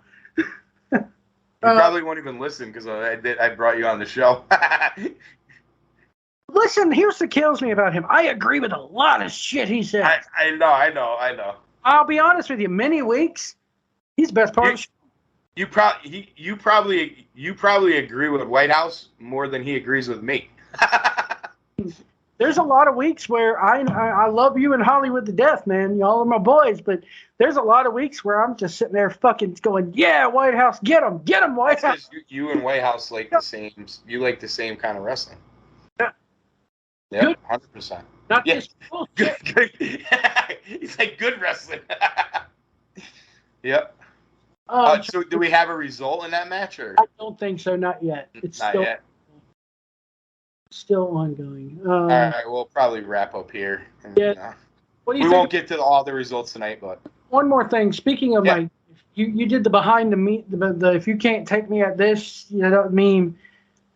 Put fucking Tammy Sitch in that fucking meme. Oh God. Oh my dude. How bad is that? You know what? Did she get convicted yet? No, but she fucking looks like any other fat Pennsylvania bitch that I've seen up there. I mean, you go to fucking Pennsylvania and just walk through the fucking grocery stores up there. There are women who you could tell came from the backside of the trailer park. This guy, you got something for everywhere, bro. You got something for everywhere. It's funny. I like PA. Honestly. I'm going to trash PA, but guess what? I love it. PA, I trust some of the women up there at PA because here's what kills me. You go into the Walmart here, and people from up north will know this. You go into the Walmart up at PA, you're going to see people who look like modern day Tammy Sitch. You go to the fucking Wegmans, and that's where you got to go, man. Yeah, that's where you got to go to see all the mommies. The mommies. It's the Wegmans. They don't let white trash in the way. I mean, they let me in there, but that's only on a limited basis, maybe once or twice a month when I'm up there to do my grocery shopping. So, Whitey, Cracker, you get a pass. Get your shit and go back to the trailer park. Tammy Sitch, probably not allowed in the Wegmans. Oh my God. I can't, bro. I can't. I don't even know what to say now. White has rendered me speechless. Oh, golly, man. Well, it was. She's been in prison for so long now, though, man, that she's probably just used to living in there. Well, I think she's probably off drugs and cock and just eating health while eating 3 squares a day, and it gained a lot of weight. Oh, man, they got chairs involved, and it looks like Take a Shit regained the upper hand, wanted to use a steel chair, stopped by the ref. Ref's distracted. Callis laid out several chairs onto a downed Omega, apparently, to catch that in. So it's a no rules match, or just? I'm guessing it's no DQ, but you know them. Whenever Yeah, it doesn't really matter. Yeah. Omega or the Buck, or that bald-headed motherfucking ref who can't do a damn job to save his life. Oh, Knox, Rick Knox. Rick Knox, yeah. I know what boots he's knocking. Anyway. Well, it was good to rap with you, brother. It's been a while. Been a while. We'll meet again in another year. Yeah. Yeah. Hopefully we won't have to wait. When Punk gets fired again. We'll do the show again after with civil trial starts for his lawsuit against Khan. Oh man, fucking Tony! I hope it ends up like the Amber Heard Johnny Depp trial where it's all on camera. Oh yeah, all on camera. Dude, I got to admit it. I was like a little. Yeah, you were. Yeah, my daughter did too. Dude.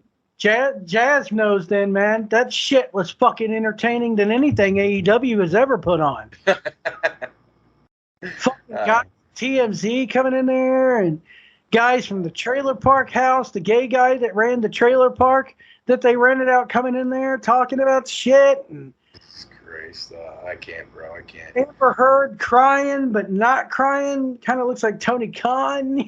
Yeah, fucking actress. Fuck her. Oh, boy. All right. Well, we've been going for 2 hours. Yeah, we're going to wrap it up here.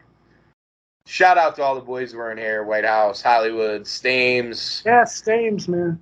Diamond Dave, Kobe over at Retromania Wrestling Podcast Network. We're on Cool Truth Podcast Productions, Cool Truth. And, of course, this is Cool Down with AC. I haven't done one of these in a long time. And for some reason, I decided to bring my friend here on, Joe White. So thank you, brother. It was good. No, it was a good time talking to you. And shitting on AEW and, all that good stuff. And we'll follow this Punk thing closely. This guy, AC, he knows how to bring people together. He drew the biggest round table in wrestling history. He's doing it not from a Dunkin' Donuts, but from his own house up in Connecticut. Go! Anyway. We're live at Dunkin' Donuts. I would say shout out, but he's a piece of shit, so I won't. With you, now it's the country club. We go to the country club. We're moving up the world. Between you and fucking Stames with the country club. Dude, it's a golf course with a bar. You're at a country club. It's not a country club, dude. There's a difference between a public golf course and a fucking private country club. There's a very big difference. You uppity motherfucker at the country club. You at mimosas. I'm going to come up there and play golf with an air horn. Listen, you come up there and play golf, you'll fit right in, trust me. Who gave you that air horn? The bartender? All right. I'm AC. He's White. We're getting out of here. Good night, everybody. Nighty-night. That was awesome. I was waiting for Fauci to chime in, but Hollywood must have cut his mic. At his brother's house. Director's house. Next Cool Down with AC, I'm going to have Fauci on for the whole show. All right, good night, everybody. Tony Khan can't fucking go on.